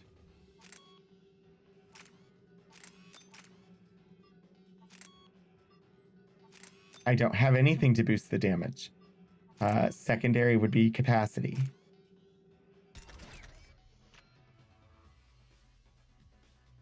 So that only drops power recharge to 117. Accuracy goes up by a lot. Fire rate drops a little. Capacity goes up. Weight goes up a tiny bit. Damage stays the same.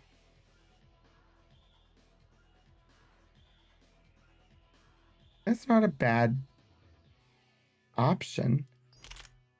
I don't have a shotgun. I don't need a shotgun. That's the thing. I will never use the shotgun.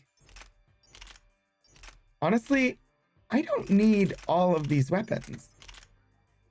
I use the sniper rifle. I use the pistol. And I occasionally use the assault rifle. I don't really need a submachine gun.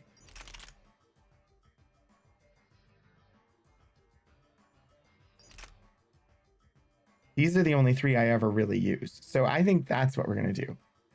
I'm going to just keep just those three. So we did just get... Not that one. Where's the one we just got? N7 Defender Armor. We just got. Of course, we have this. Did we ever get Rosenkopf materials for shoulders? We did. drops melee damage, drops weapon damage, drops the health boost, bumps up the power recharge.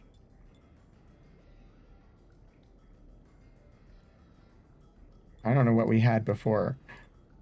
This is me not paying attention, but Rosenkopf materials are the way to go, because then I have the full set of just Rosenkopf materials, and they boost biotic powers.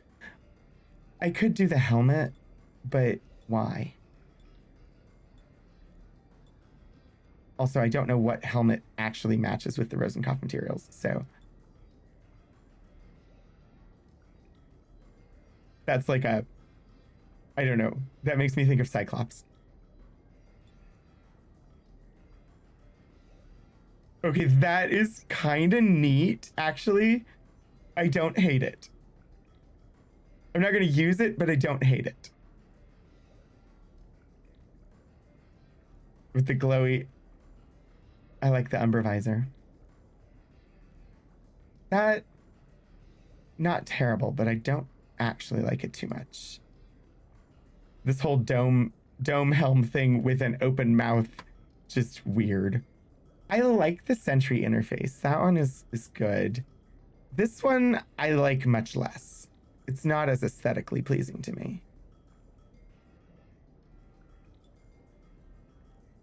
Full on wacko helmet.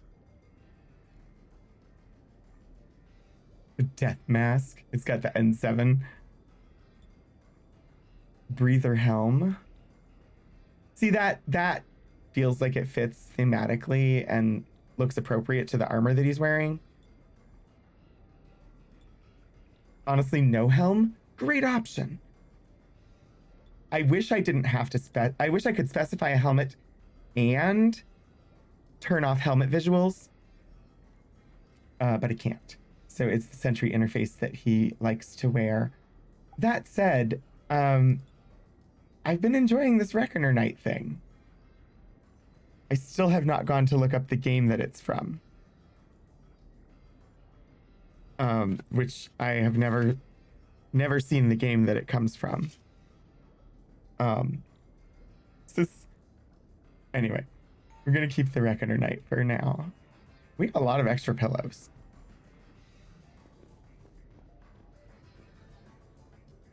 I say that as though I don't have stacks of old pillows in my closet that probably should have gotten rid of by that I probably should have gotten rid of by now. We do have a in-floor hot tub. That is, I've never seen that before.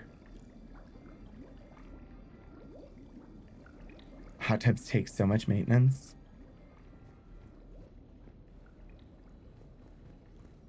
There is a functional mirror. Dual sinks. Aw. Only once have I ever had dual sinks. Oh God. When Philip was a hall director at Augsburg College, the hall director apartment that we were in had, so you had the dining room, and then there was like a pass-through area separating, like it was like a little hallway separating like the dining room from the bathroom. And that hallway had the counter with the sinks on it. And there were dual sinks. So 2 people could get ready at the same time. And like the toilet and shower were not in the same place as the sinks. So somebody could be showering and the other person could be done showering and like finishing their prep at the sink. Oh God, it was such a great setup. Now I'm in a place with a tiny single bathroom, and I miss actually having a modicum of control over my space. Also, but this world being the capitalist hellscape that it is, I don't think that I'm ever going to actually own a house. Which is weird to say because I have the most advanced degree out of me and my brothers. And I'm married to a person with a law degree. And they both own houses. One of them works at a credit union. The other one is an auto mechanic.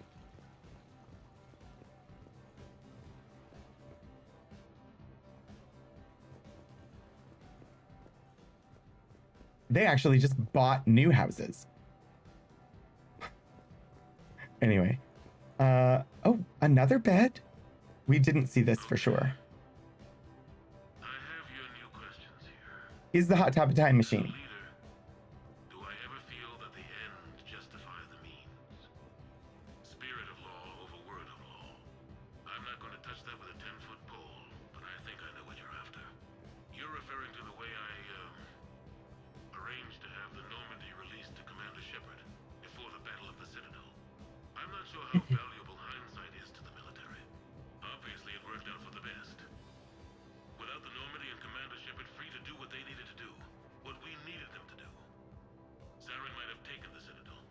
I think it's clear what a different galaxy this would be if that had happened. I did what I had to. If I had been wrong, I would have gladly accepted the repercussions. The real trick is The repercussions? for being wrong. If you're looking for more action and less philosophy in these notes, let me know. Okay. I think we've hit everything.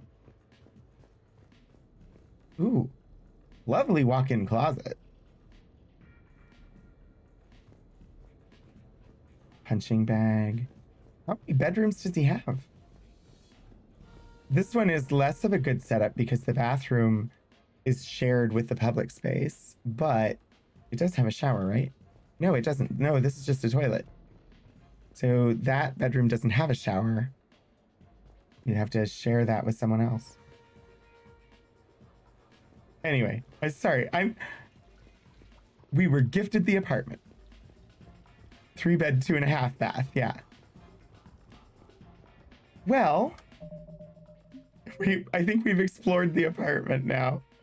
I probably took longer doing that than I should have. Joker has sent an invitation for lunch at the Oryusei Sushi Bar on the Citadel. Meet him there. We have a freaking apartment. And apparently it was free. And we don't owe taxes on it?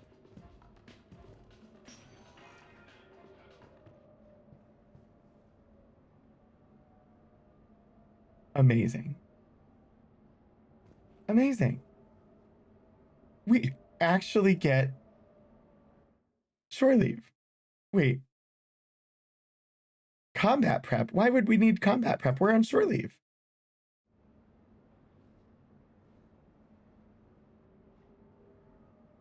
Oh. It must be nighttime. This is the only bad part about the apartment. It's super neon outside.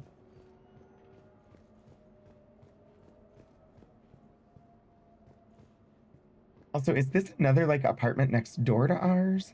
What is this room? If it is, it seems like a much smaller apartment. We get an apartment?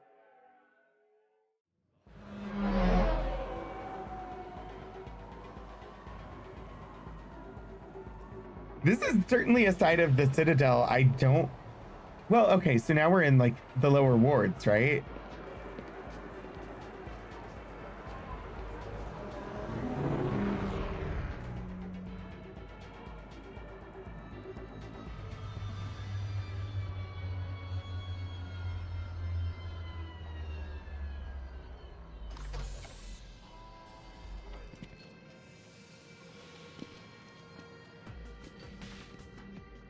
We're out and about in our casual outfit.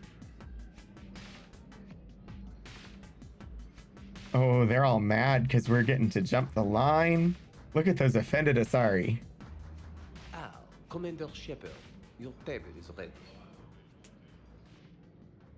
Also, we're jumping the line and like we're literally meeting somebody inside. Like, that is a perfectly valid reason to jump the line, is somebody's already inside and has the table. So French are such sushi masters.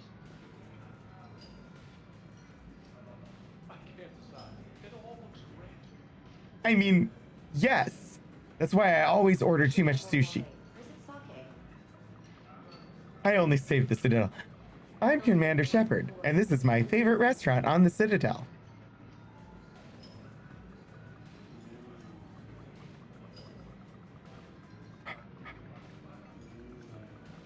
I have not been to a sushi restaurant this nice since I lived in Minnesota and had easy access to the Twin Cities. Good evening. Would the gentleman care for a drink? Maybe later. I'm meeting a friend. Very good. Enjoy your evening. It's weird that it's a French sushi restaurant. I don't know why that's weird, but it is somewhat weird.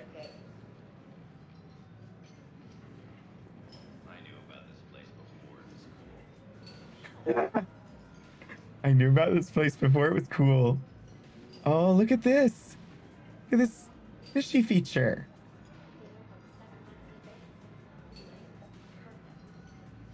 Whoa, you had to book 7 months in advance?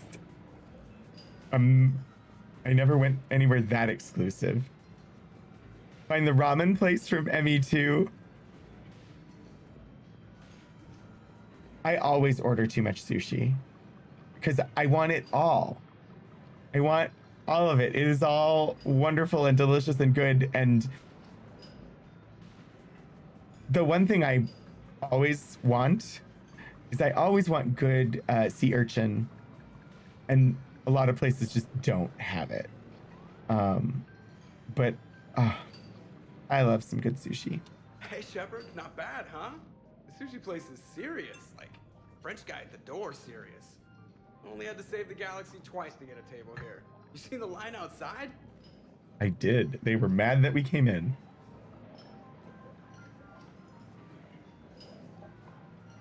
But here I am, drink in hand.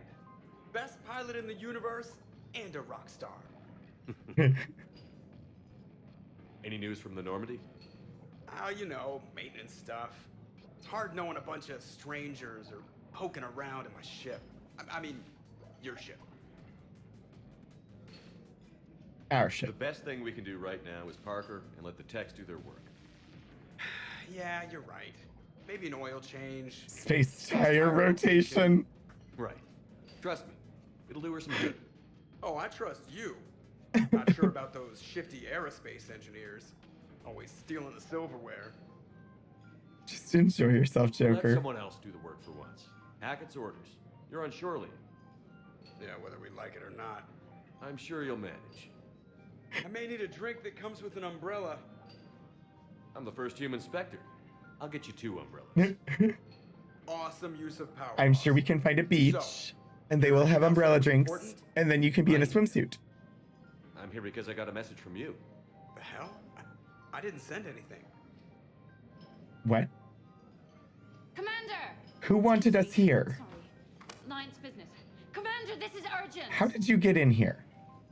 I don't think that's the umbrella. How did you finally get past that? Commander Shepard. Dorman. I'm Staff Analyst Maya Brooks. Alliance Intelligence. There are people trying to kill you. And what's new? I think he's aware of that.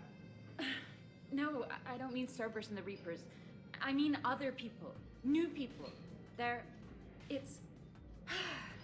Someone is hacking your account. Comm channels, personal records. They're targeting you specifically. I really want to know more about you before I trust you, but Targeting me. What do they want? The intel isn't definitive yet. Last time, I guess without definitive intel, we almost landed troops on a gas giant, which is bad. Hang on. okay, I'm starting to like Brooks Take a breath. more. Unwilling to speculate, What do you know? but clear that there's a You threat. don't have a reservation. Uh-oh. Good evening, ladies Don't and have a gentlemen. gun. Tonight's performance is brought to you by random acts of violence. Okay, this feels very Battlestar Galactica at the moment. Man, I love show business. Spread out, boys. Find me Shepard. Brooks better not die. I'm coming. Joker? Ow, my pancreas. Damn it. Got one, sir. Don't you dare kill Brooks. I'm going after her. Find the crew. Got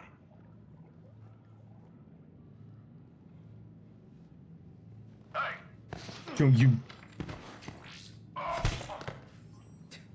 You used me as bait? Go.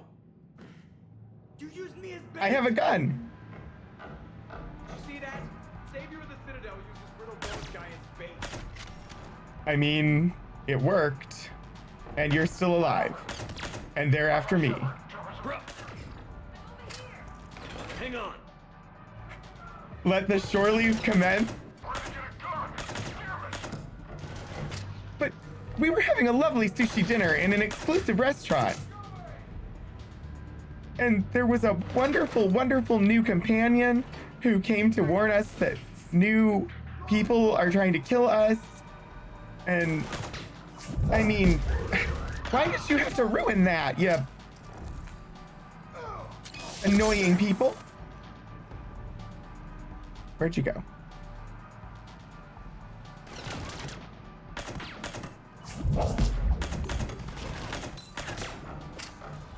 Brooks, stay down.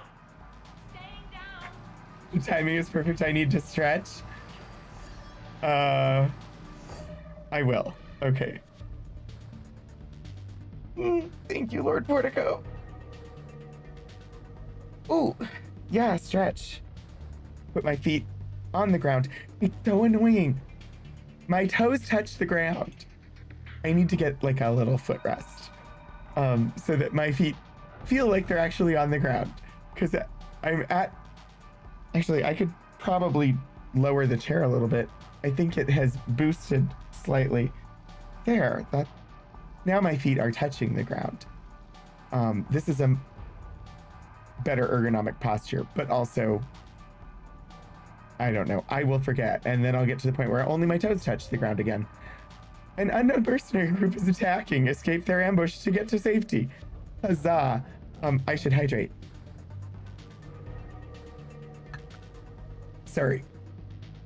You redeemed posture check, and then I started commenting on my posture because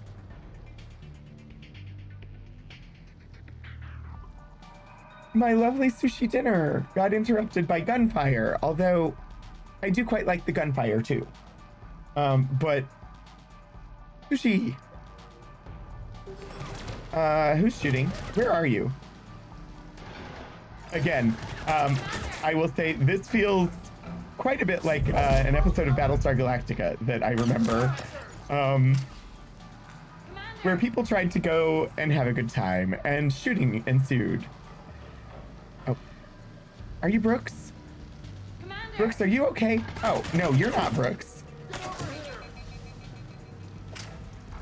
Brooks, you're not gonna die. Fishies! No. Don't you dare. No! Brooks! I liked her. I didn't know enough about her to trust her, but I liked her.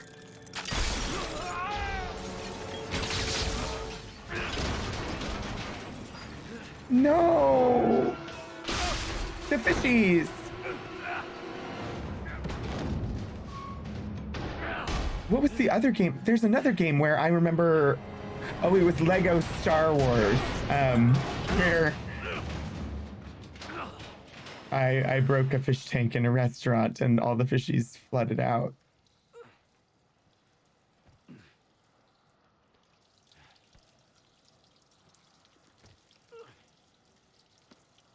Well, that could have gone better, but at least we got Joker out of there. But Brooks! Commander, I found a You're security. alive! Are you okay down there? Yep. Feeling good. Brooks is alive. I have no health packs. You got hit. I know. I used Medigel. A lot of it. All of it. That's why I have none. No, everything's Okay. a little bit bouncy. I think you used too much. So, can I help with anything? Alert C-Sec. I'll look for a way out. Oh, the poor fish. There's literally a fish right there. Oh. They were probably sushi grade fish too. So many fish. Or fishies. Find an exit. I kind of want to find a Meditel pack.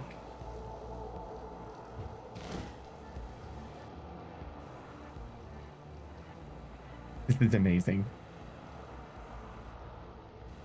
I still don't know why you needed me to wait until now instead of doing it earlier, but I'm sure that will become evident. So many fish.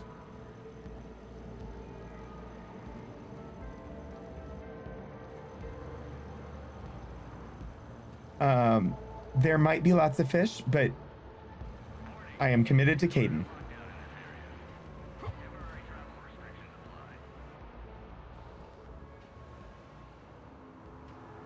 Oh, we're going that way? Okay. What's over there? I don't think I can go. Nope. Okay. It will. Okay. I came from above. Ways above. Yeah. Key fish was, that's a perfect choice. Citizen, this area is under repair. Please move to a safe location. You know, I'm on board with that request. Warning, this area is unsafe. I'm kind of aware that it's unsafe. This area is under active repair. I don't care if the current temperature units still work. Put the new ones in all along this section. The customer has permits and wants work to start immediately. Even paid up front with a amazing bonus. Get it done. Bach Frakes.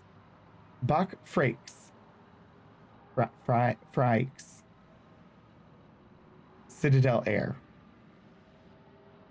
Yes, historical terms. Oh, I think that one is that one still locked to only mods get to drop it? Citizen, this area is under repair.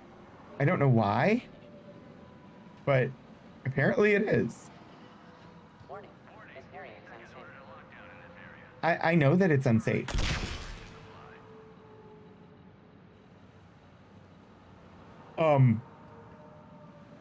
Sorry. Alert bot. I did not know that I was actually going to get to kill you. But honestly, having a bot follow me, Maybe a landing pad. I'm checking the area. Instrumentation, no food. probably best to get rid of it. It's a Skycar lot. Cision Motors. Get a shuttle over there. I'll find a way across. Okay, right. So, it turns out CSEC has the whole area locked down. It's gonna be a tiny bit tricky to get you a shuttle. Keep at it, Brooks. I think I probably... So, stay off your comm. Well, except for me. It's hacked. That's probably how they found you. Of course. Who are these guys? I don't know. But also... They really don't seem to like you. Maybe Brooks I'm is sensing that. just trying to keep me from getting in contact with my crew. I don't fully trust Brooks. I like Brooks, but I don't fully trust Brooks. T-Squared, you're probably right. The historical terms command, I think I probably initiated the you have to be a mod to use it because somebody was dropping it at times when it was not relevant. And so I needed to like lock it down a bit. More fish.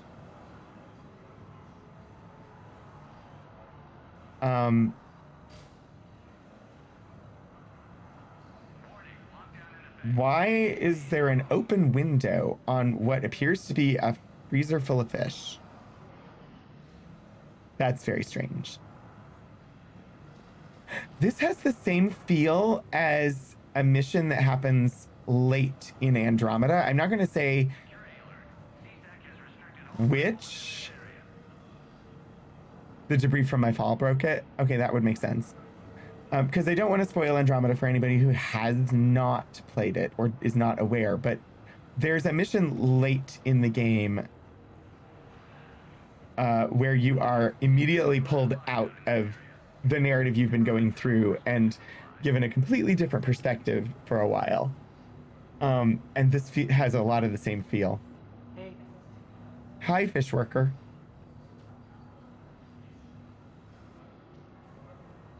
I love that he's just like, doesn't care that we're there. Doesn't care that we have a gun. He's like, I'm gonna have my smoke.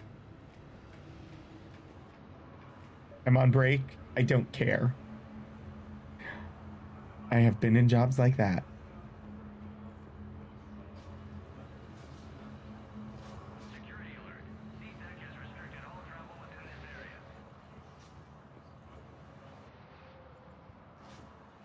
So is this mission the reason why everybody, like, is this the reason why on like Shield of Tomorrow and Clear Skies and basically everything the Streampunks have ever done, everybody hates shore leave? Is this where that all started? Because I don't know the origin of that.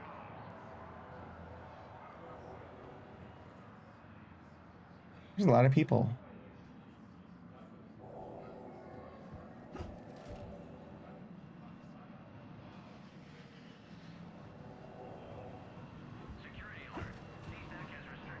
Delay detection by hiding, and then use the suppressed pistol.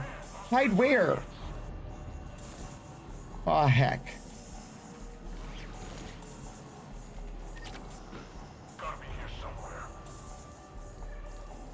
Delay detection by hiding and then use the suppressed pistol? Is this a suppressed pistol? M11 suppressor. Okay.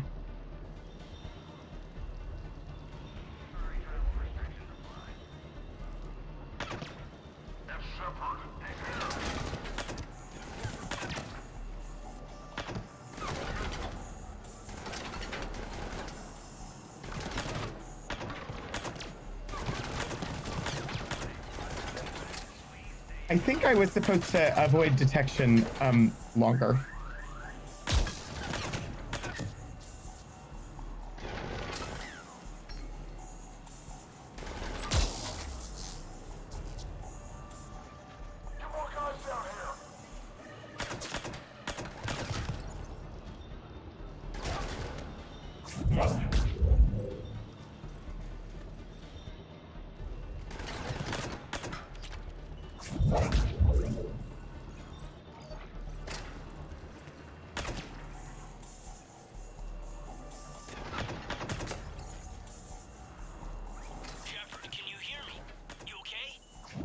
Fine.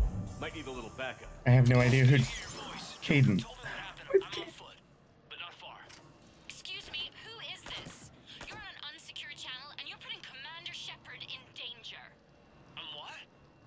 Who is this? Hang on. Joker mentioned Staff Analyst Brooks, yes? That's her. Everybody play nice. Brooks, you do not want to berate my boy.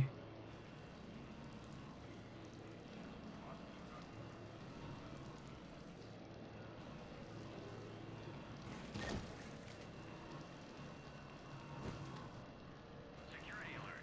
CSAC has restricted all travel within this area. Get to Sky Carlotta. Get to Sky Carlotta.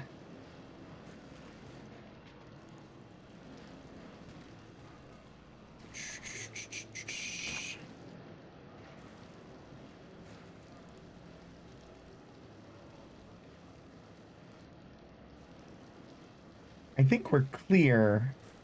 I don't think there's any bad guys anymore. Ooh, thing.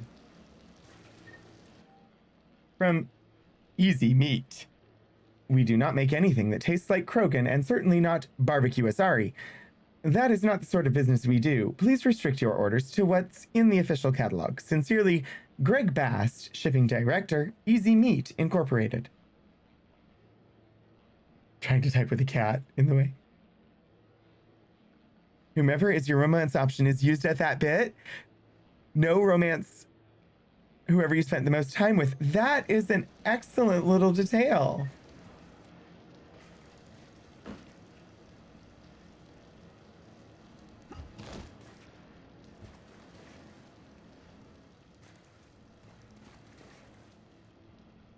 I imagine if you have like multiple people that are close to being romance options, you probably whoever you spent the most time with as well.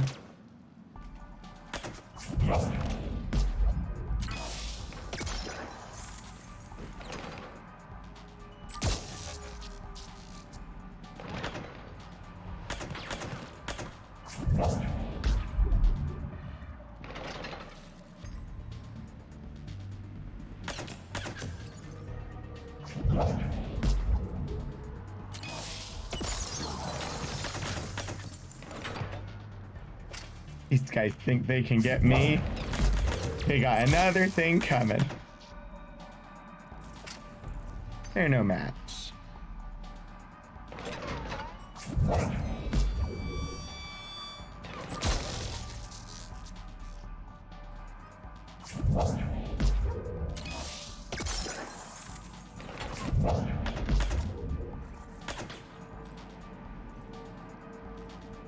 They don't know who they're dealing with.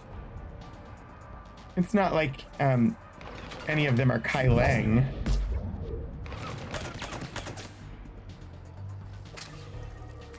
They're just not up to this challenge.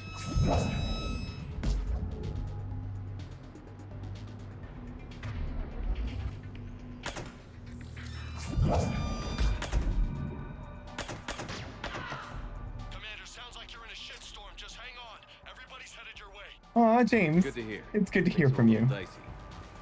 That's when things get fun. Aw, dang. I am gonna love a playthrough with James as the romance option, I think. I still, like, there is no chance. I'm sorry. Ashley's death is a fixed point in time and cannot be changed. There's nothing I can do about it. I will never... I'll have to watch somebody else play to find out who Ashley is if she lives. Because it's never going to happen.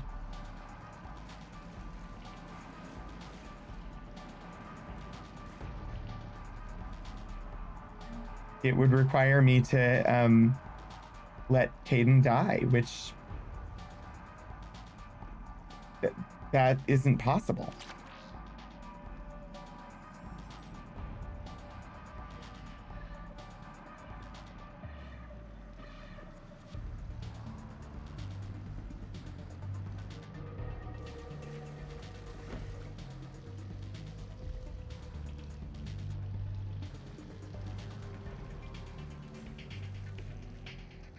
Value added.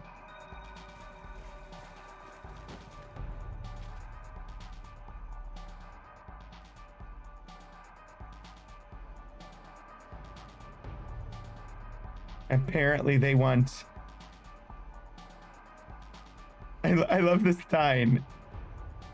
What is that? Turians, Hanar, and humans this direction. Intelligent creatures this direction. This one is enjoying this sudden turn to shore leave. Festus. I know you're licking the fruit when I'm not around. Stop that. Seriously. B.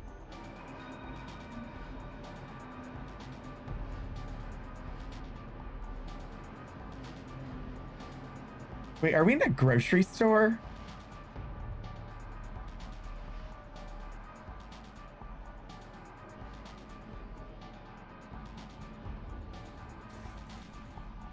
Brooks, found a way across. Someplace Locked down. called Value Added. Because of the lockdown.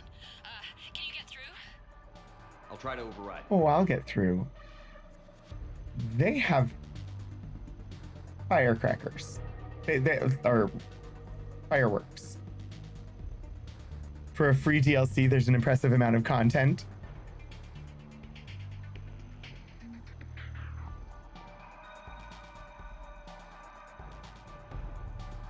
I mean, yes, but also that describes Star Trek Online and every new episode that they add to it. I just have to say. Also, hashtag not sponsored, but Star Trek Online is amazing, and you can play completely free. Like, it is possible. Although there are things like cosmetic things locked behind the paywall, but completely free, totally fun, and with an impressive amount of content.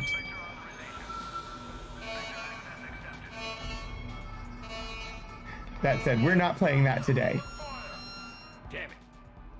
I can't. What are you doing? I heard that from here. It's all under control. Yeah. Thought I'd make things more interesting. Keep them off balance with your crazy, huh? Yeah, I get it. I mean, you know me, right? Shepard, Brooks sent me the nav point for the Skycar lot. I'm on my way. Good. What do we know about these mercenaries? They have guns that don't like me.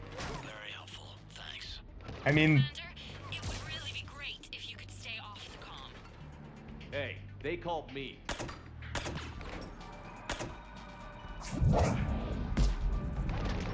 she doesn't want me talking to my people, and it makes me somewhat suspicious of her. Like, I don't know her. And as much as I do like her so far, she doesn't want me talking to my people, which is suspicious. She's not following the rule of don't be suspicious, don't be suspicious. She is, in fact, being suspicious. Because she gets mad every time I talk to any of my team. She claims that my comms have been hacked and that talking to my team will mean that people can track me. Which might, in fact, be the case, but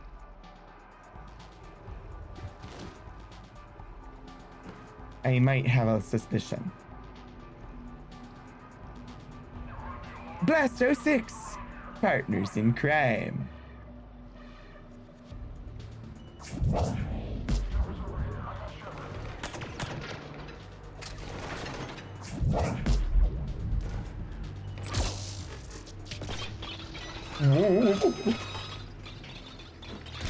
Yeah, no.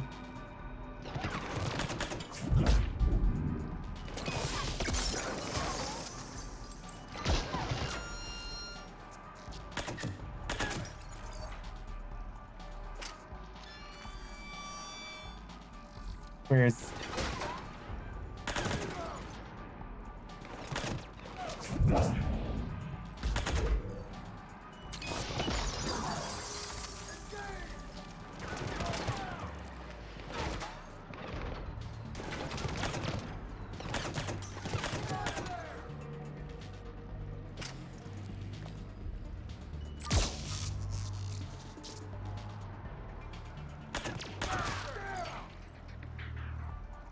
Having experience using a sniper rifle in this game is making this actually a lot easier than I think it would be otherwise, because this gun shoots a lot like the sniper rifle.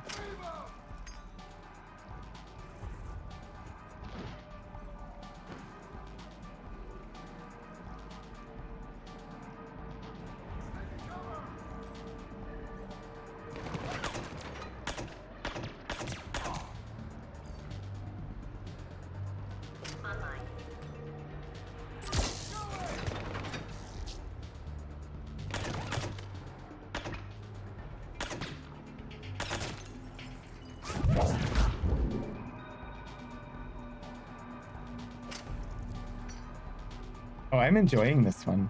This is good. This is quite good. Oh, wait, you're still alive? That Merc Trooper was just lying on the ground there, but still technically up. Sorry, I saw these things, which are mannequins, and for a second I thought they were husks. Conjunction. Conjunction junction. What's your function? Shasta, darling. Look, here's the deal. You can't just say stuff like that to Giala. She will freak out. I swear to you, her blue head will pop right off. I doubt her dad was a Vorcha. Sort of doubt it. V.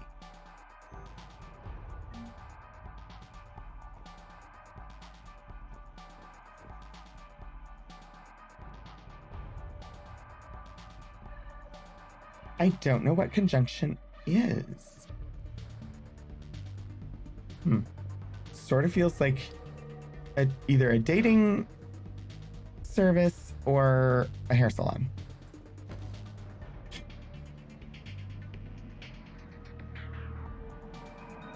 Okay, I was like, why is the music suddenly like slowing down like that? Has it done that before? I haven't noticed. Yes, I am keeping to cover. I probably, I was gonna say, I probably don't need to. Things are probably clear. Shit. I was trying to move. It wasn't working. Well, dang it.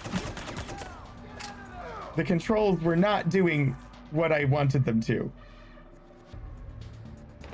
Van Allen Belt. Oh, Van Allen Belt? Is that the name of that shop? That is absolutely wonderful. The game needs points.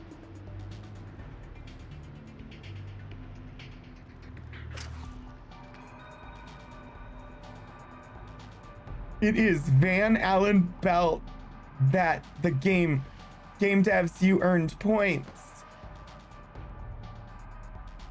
See, yeah, I'm here. I can take cover, but like popping out to shoot I was just in the wrong spot.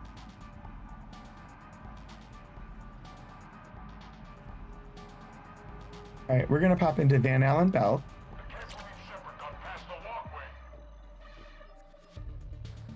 All staff, I am aware some of you are considering leaving my employ and working for those hussies over at Micah. They don't care about you like I care. We super care about you. And the good kind of caring, not the creepy kind. Solocious Vess, manager, Van Allen Belts. He came close to calling them family. He came close to referring to, okay, those are shirts, not belts. But he came close to like talking about how everyone that works here is a family. You're all part of the family, which is toxic as fuck.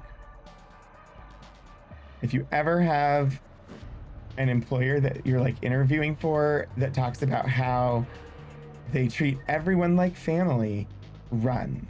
Do not walk away from that interview. Do not work there. Variablend! I think I tore my ACL doing something extreme.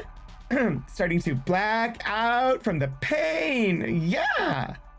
Give it the Gibster, Gablansky. P.S. Okay, guys, I'm really blacking out.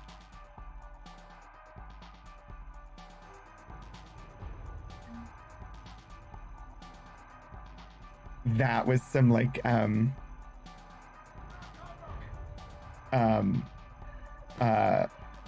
Ruby Rod energy.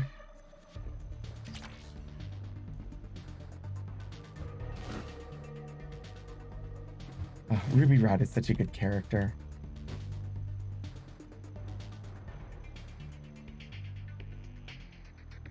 Yeah, Castle Arg. Oh, I love the Castle Arg and I have a finger puppet of the rabbit.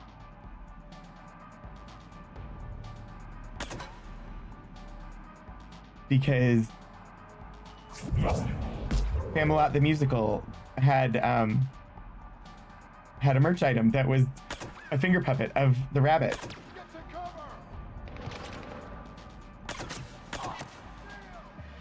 This is a horrible spot for cover.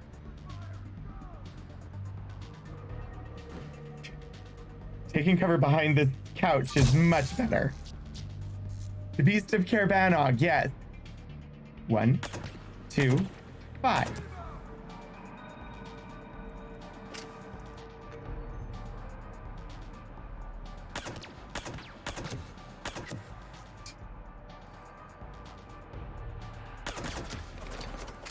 Shot him in the knees.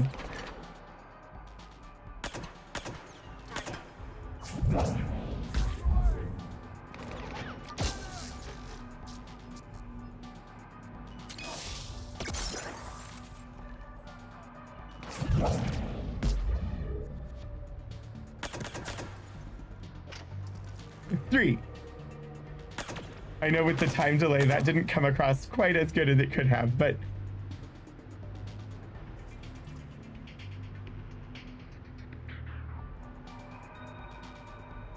okay. This is cool. Micah Black. Okay, that is bizarre. And for reasons that none of you are ever going to get without me telling you. So once I kill this guy, I will share. But just the fact that place is called Micah Black is hilarious to me. Commander, there's a C-Sec shuttle inbound if you can get to the Skycar lot. Understood. Okay. Brooks over. No, out. Brooks out. Oh, over and out. Brooks. Oh, damn it. The fact that this shop is called Micah Black is hilarious, just because I went to college with somebody named Micah White.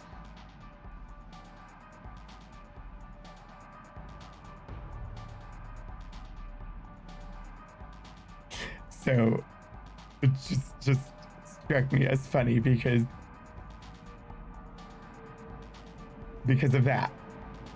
Like, I thought of Micah as soon as the word Micah came up in the pad at the other place, and then to have the shop named Micah Black, and Micah White is a black guy that I went to college with. So I found it humorous. Is somebody knocking to try and get out? Oh. What are they shooting at? Is that where I'm supposed to go? Yes. What's over here? Oh, there's a wrecked car, and since I can't jump, sadly, that path is blocked to me.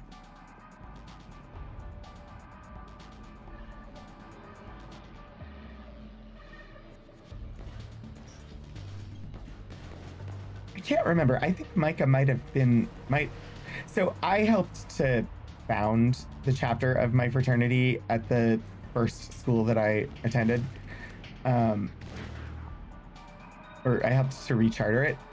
And so I don't know who all joined after that, because like basically immediately after we finished rechartering, I transferred to another school. But I think Micah joined later, after like, maybe the next year or something. I don't know. It doesn't matter. It's just literally the fact that I knew a Micah White, and that shop was called Micah Black. Oh, thank you, hon. Seems like you're having a bad day, Shepard. You could say that. You could say that. Landing pad's over there, but it's behind a lock gate. Let's look for a control panel. How did you get here? Control panel. Ooh.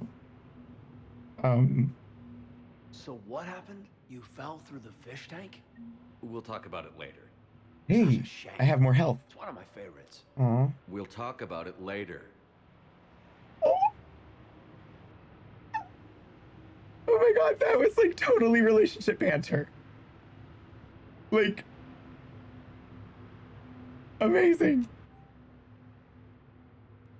The Sission Gallant. Ever want to experience danger from the safety of your own sky car? Ever need to explore the vast reaches of the unknown and be home in time for dinner? The Cition Galant can take you there. Strong, silent, and willing to charge into battle along the most exclusive boulevards. You can breathe easy with Cition Motors. Manager, Snackle Venner, Cition Motors. Hearing the convo with Tally made you giggle for the same reason. Oh, it's so good. It's just a cute little piece of banter and just perfect. It shows that despite the fact that we haven't seen it, they've had enough romantic interactions and they've dated long enough to be comfortable with one another and to be like, to have that hint of annoyance that comes with a long-term relationship. It was excellent. The Cition Dauntless. Looking for something unique? Something that will turn even your Asari neighbors green with envy? Look no further than the Cition Dauntless. This rugged beauty doesn't just get from one glamorous vid premiere to the next. It ushers you on a cloud of smiles. The best deal in the known universe, or my name isn't Snackle Venner. Manager Snackle Venner, Cition Motors. I love that there's like this high class ad copy and then the quote from the like actual salesperson is just much less high class. Like I'm seeing, or I'm referencing, I'm not seeing, I'm remembering what, I don't remember what car they were for, but the car commercials where who was the redhead from Grey's Anatomy who they spun off Private Practice for? I can't remember the actress's name, but she was in a car commercial and it was like this high concept behind the wheel sort of monologue to the screen. And it was like high class. That's how I'm hearing these, the ad copy, but then I get used car salesman from the manager. And I love that. The Cition Stalwart, assembled by hand in fabrication tanks that are filled with filtered spring water shipped from the pure ice mountains of Imanea. The Cition Stalwart isn't just a car. It's a life choice. That's the Cition Motors guarantee. Manager Snackle Venner, Cition Motors. Okay, I love this. Aw. But look at all the holofish. What is her name? What is her name?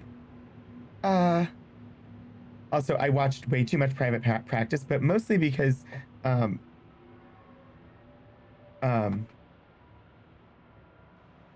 oh heck, brain, stop this.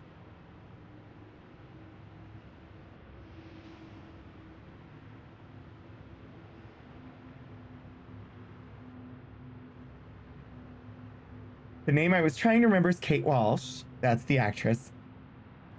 The other name that my brain refused to give me, I watched a lot of Private Practice, but mostly because Audra McDonald was in it, and Audra McDonald is amazing. She didn't sing very much in the in the medical show, but Audra McDonald is a stupendous Broadway actress, and any chance I have to watch her perform in something, I'm gonna take.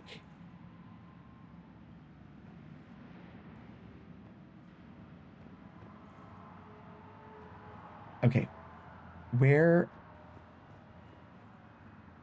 Okay, I'm supposed to locate controls, so it's just explore at the moment. Cition Motors. You pay now.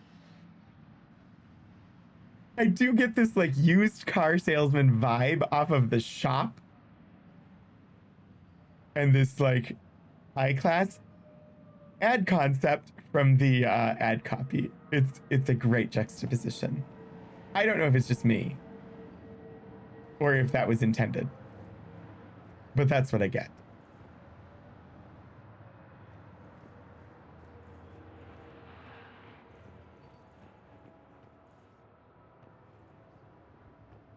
Oh my God. It's been a long time since I was in a car lot or like a car shop. The last few cars that I had, I bought from my mom, used, because that's all I could afford. It has that franchise vibe to it. Corporate ad material and the local manager adding. Yeah.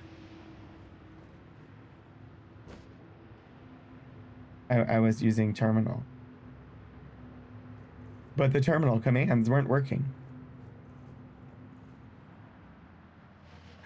They seem like the kind of car that Shepard already flies, so... Oh gosh. It's the car show lot, little kitchenette area where you can get coffee. It's missing a refrigerator with water and a vending machine that can dispense sodas.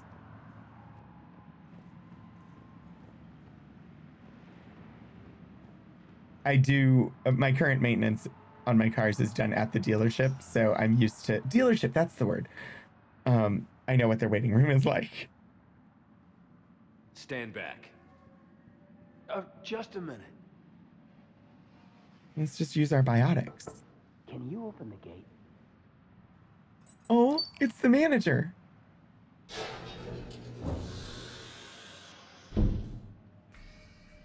Cute. Oh, that was so cute. Please leave. Me too. Oh God, I love Kaidan. Well, I could have done I could have done that, but Kaidan is the one that thought to. I'm sure all of the companions have that, but that was great. It was a great little moment for Kaidan.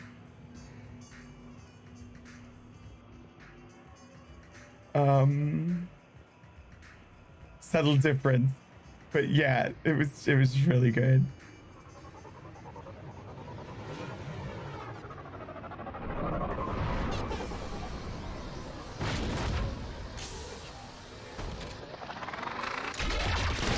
Well, that is not a good development.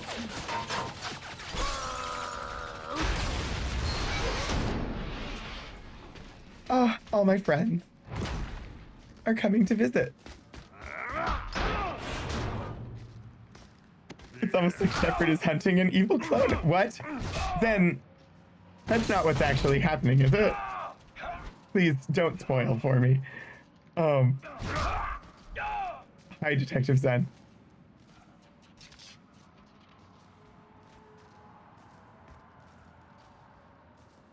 Now my mind is spinning. What are you doing here? They did bring us back from the dead and basically built us from scratch.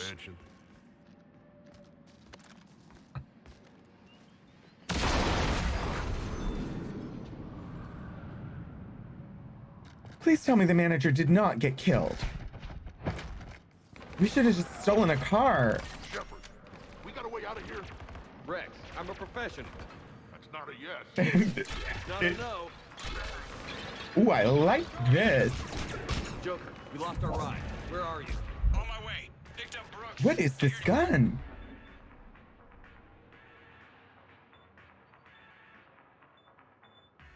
What am I? It says I'm using the suppressor?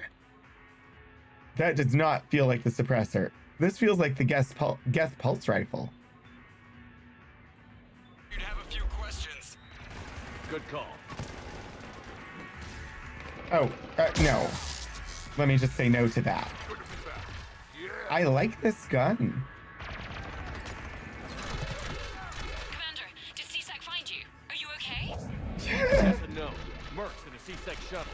What? Little busy right now. Right, sorry. We'll be there soon.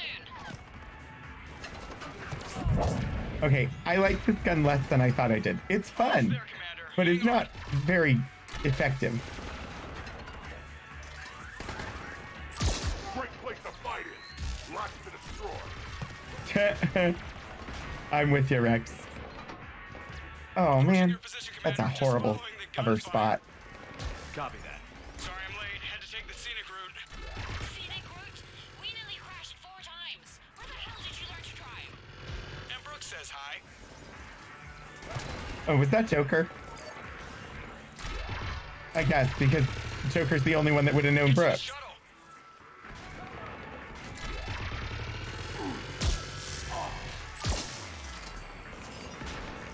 Good to go, Commander. Am I supposed to get to the shuttle? I haven't been listening to what Joker's been saying. I've just been fighting.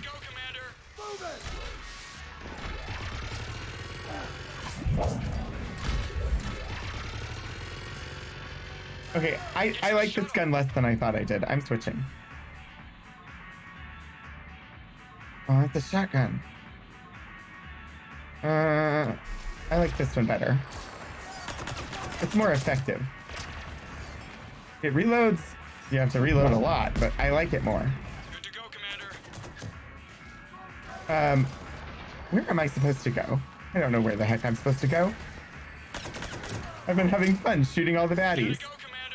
Yeah, I hear you, Joker. I don't know where you are.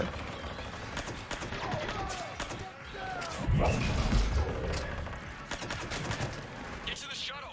I understand. The game wishes me to proceed forward. Good to go, Commander. Yes, Joker. Thank you. Where is the shuttle? If you don't mind telling me. Because I don't know where it is. And the map doesn't tell me anything. So, unless you want to give me a little bit more, I'm not going to get there anytime soon. I'm just going to keep shooting baddies. Because I don't know where the fuck I'm supposed to go. Good to go, Commander.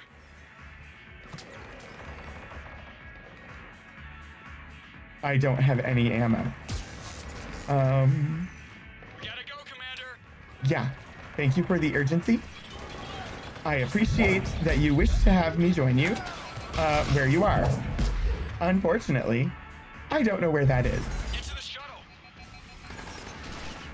Wait, I don't have any...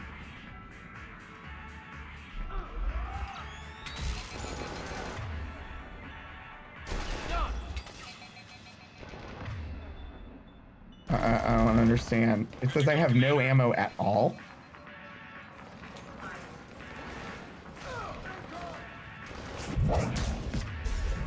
Where am I going? Gotta go, Commander. Yeah.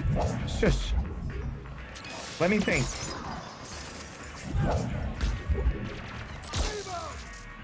Get to the shuttle.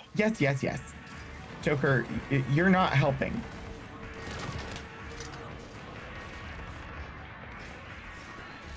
Good to go, Commander.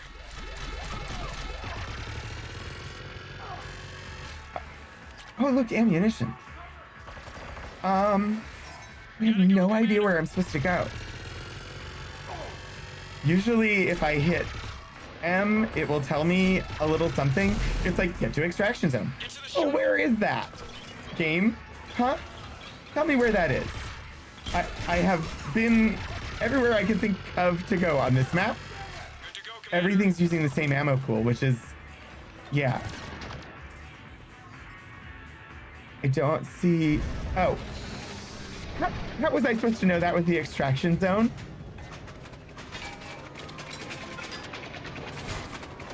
I mean, I was having fun shooting until Joker just wouldn't shut the heck up. But also, how was I supposed to know that was the extraction zone? I thought it was glass that I couldn't go through.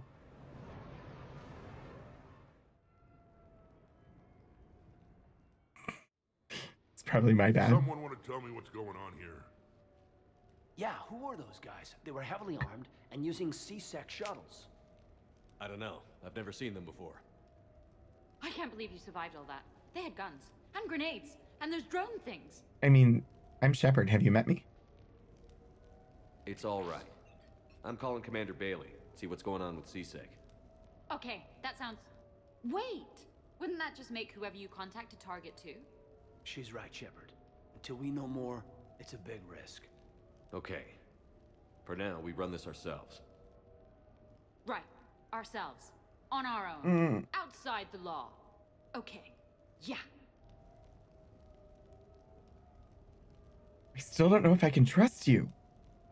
Brooks, it's okay. I know this is a lot to deal with. I got shot. I got Medigel, but still, I took a desk job explicitly to not get shot. And you killed 100 guys with a pistol! Yeah. Well, yes, that did happen. I mean, who does that? Well, you, I guess. But besides you. They said the Medigel might make me jumpy. Do I seem jumpy? How did you get mixed up in this? I monitored data for Alliance intel to prevent fraud and hacking of officer IDs.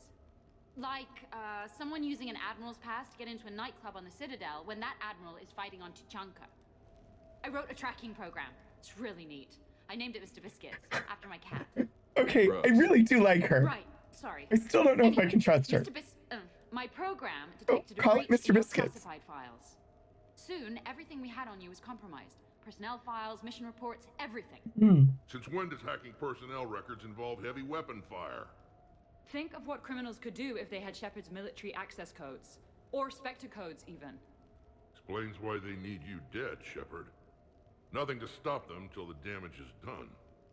Shore leave canceled. Again.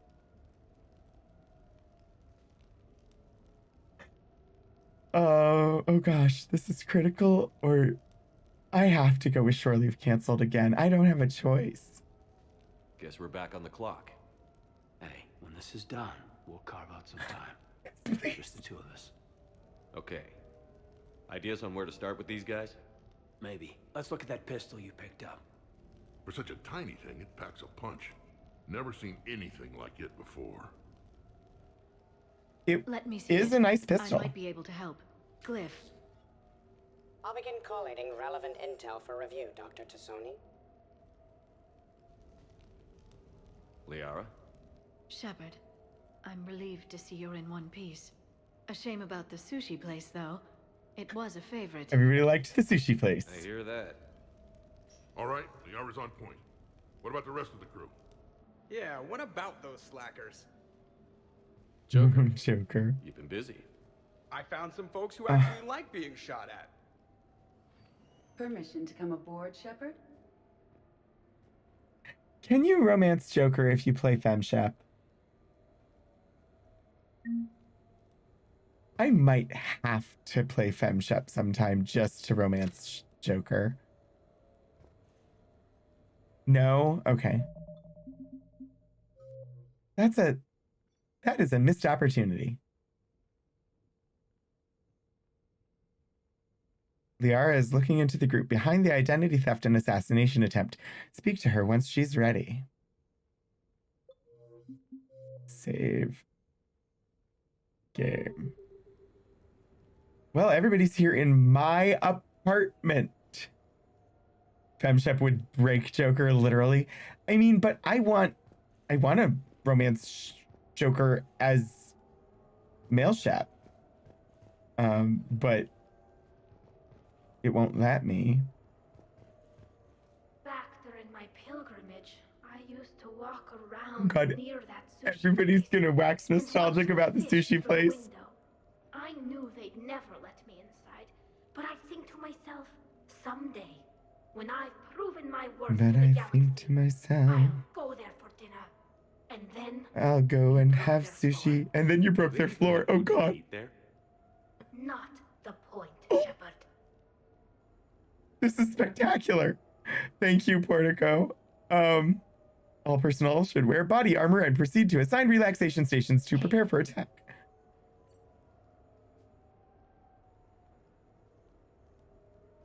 Not good to distract the driver. What? Oh. You're talking about Joker. Wow, my brain took a second to catch up. Incidentally, Portico, I have plans for renaming some of the alerts. I'll send them to you in in mod chat. Okay, later, when this is over and everything is settled, we are gonna talk about this bait thing. What's up, Commander? Joker did not appreciate being bait. We talked to Caden last. Nothing beats having a Krogan bodyguard, huh? I had a buddy like that once. No, not so much a buddy, really. More of a prisoner who helped us. It's a long story, man. Anyway, Brooke, she's kind of cute. Think she's on the market? I Shepard. don't know, James. Is everybody down here? Is anybody upstairs? People are upstairs. Jack. Commander, in my cycle, when we fled combat by falling through tanks containing aquatic animals, we usually... Oh, right. We never did. You are a trailblazer. Oh, that's excellent. That is so...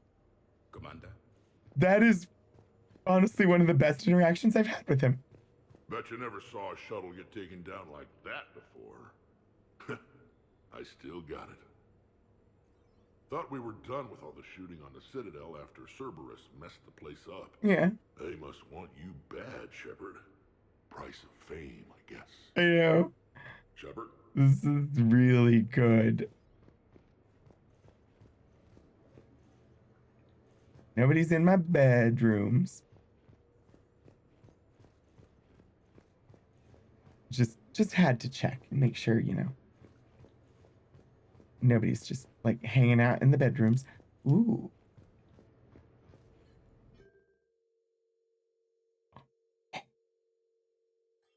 My weapon loadout is gone.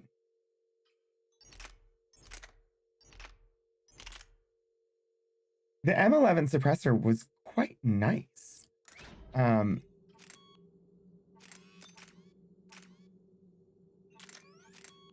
It needs ultralight pistol materials. It needs greater capacity. It needs greater capacity. Like, seriously needs more capacity. I don't have any mods that will give it capacity. I'm gonna give it damage boost then. But it needs more capacity. But more importantly, oh, where's my rapid fire sniper rifle? I don't remember which one is the rapid fire one.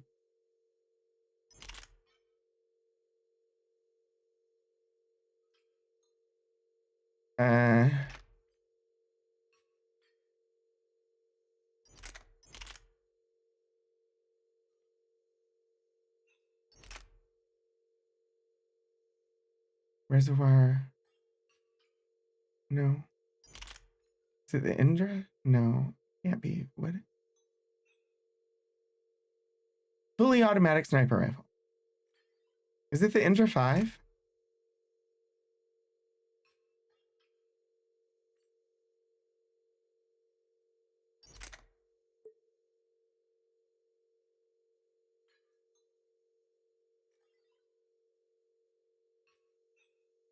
Gotta be, right? Rapid rate of fire. Hi, Elaki. It's neat hearing Javik talk after watching this season's Vox Machina and hearing the role like Amadi plays in it.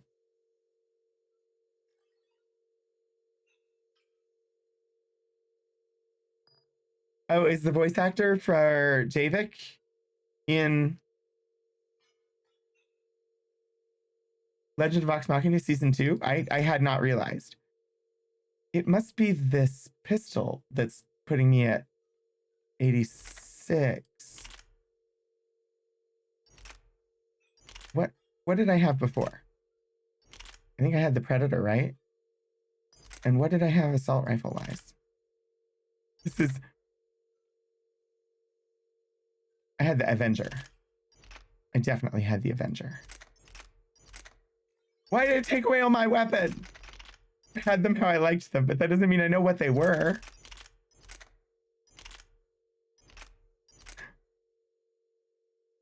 Oh, he's Groon. I didn't know that. That's cool. I'm gonna have to like pay attention again. Okay. So what happens if I take the new one? No, I liked the suppressor, but not that much.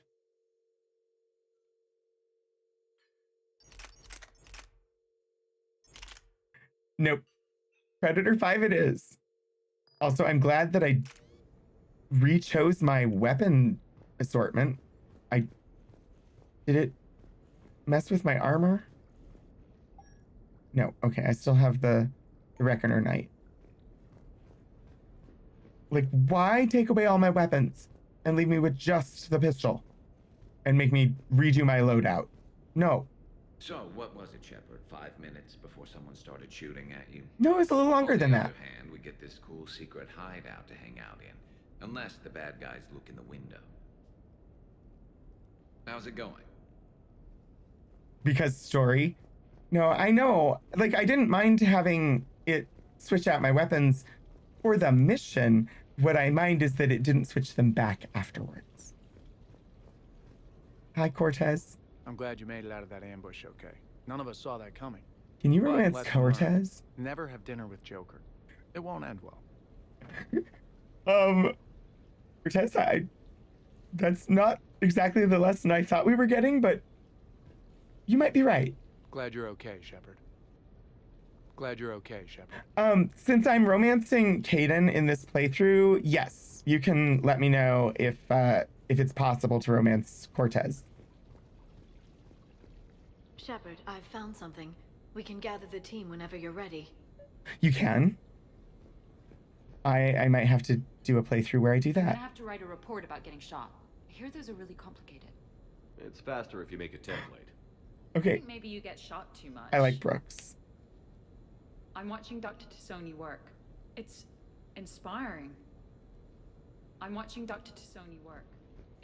Tassoni will be the last one because I think that is the next mission objective, but I had to also wait on Kaidan until I found everybody else and talked to them. The restaurant attack has made the news. Civilian casualties seem to have been restricted to... Fish. Oh, poor fishies. Hello, Shepard. But also, it's good that only the fish were hurt. And, oh, I love that our romance option... Nice to see you in action on the car lot. It was pretty hot. You know, I have a bedroom upstairs. What would I do without you? It has a hot tub. You'll never find out. The only human male unromanceable is Joker. And Joker should be romanceable. Hey, Shepard. Well, we are at a pause in this DLC. Our next step is talk to Liara, but we are also at time for the stream. So, that means we're going to find someone to raid, and we will pick up here next week. So as much as I want, like, I desperately want to just keep playing, I have things I have to get done today, so I can't. But thank you all so much for joining me, and I'm enjoying this quite a lot, especially the fact that I'm actually getting romantic interactions with Kaidan. That is thrilling. Let me see real quick who is around for potential raiding purposes. Wow, a lot of people today, actually. I should raid Rogan 27. He'll never expect it. This is true. Rogan 27 would not expect to be raided by Rogan 27.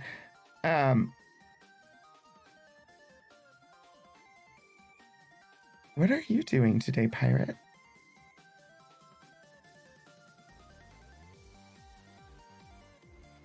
Okay. I believe most of you probably already know Painting Pirate. Pirate is cooking today. Pirate did some, I think, fundraising or charity stream or something requiring him to do some cooking streams. And so he's doing redemptions on those. The title of the stream, Welcome to the Slayer's Cake. Join Terry and Darrington to make some blondies. I think we're going to pop in on Painting Pirate, who is a joy to watch. Often does mini painting, but also playing through the entire Final Fantasy series and random cooking stream. So we're gonna pop in over there today because we have the opportunity to do so, and quite often we're streaming at the same time. So I don't often get to raid. Occasionally, but not often. So when we get over there, if you all wouldn't mind, I do have a raid call to share. If you're a subscriber, you can copy out from the first message there and toss those hello daggers. If you're not a subscriber, the second message there, throw some pineapple pizza, because I don't see anything wrong with pineapple pizza, but lots of people do, so it's a roguish thing to do.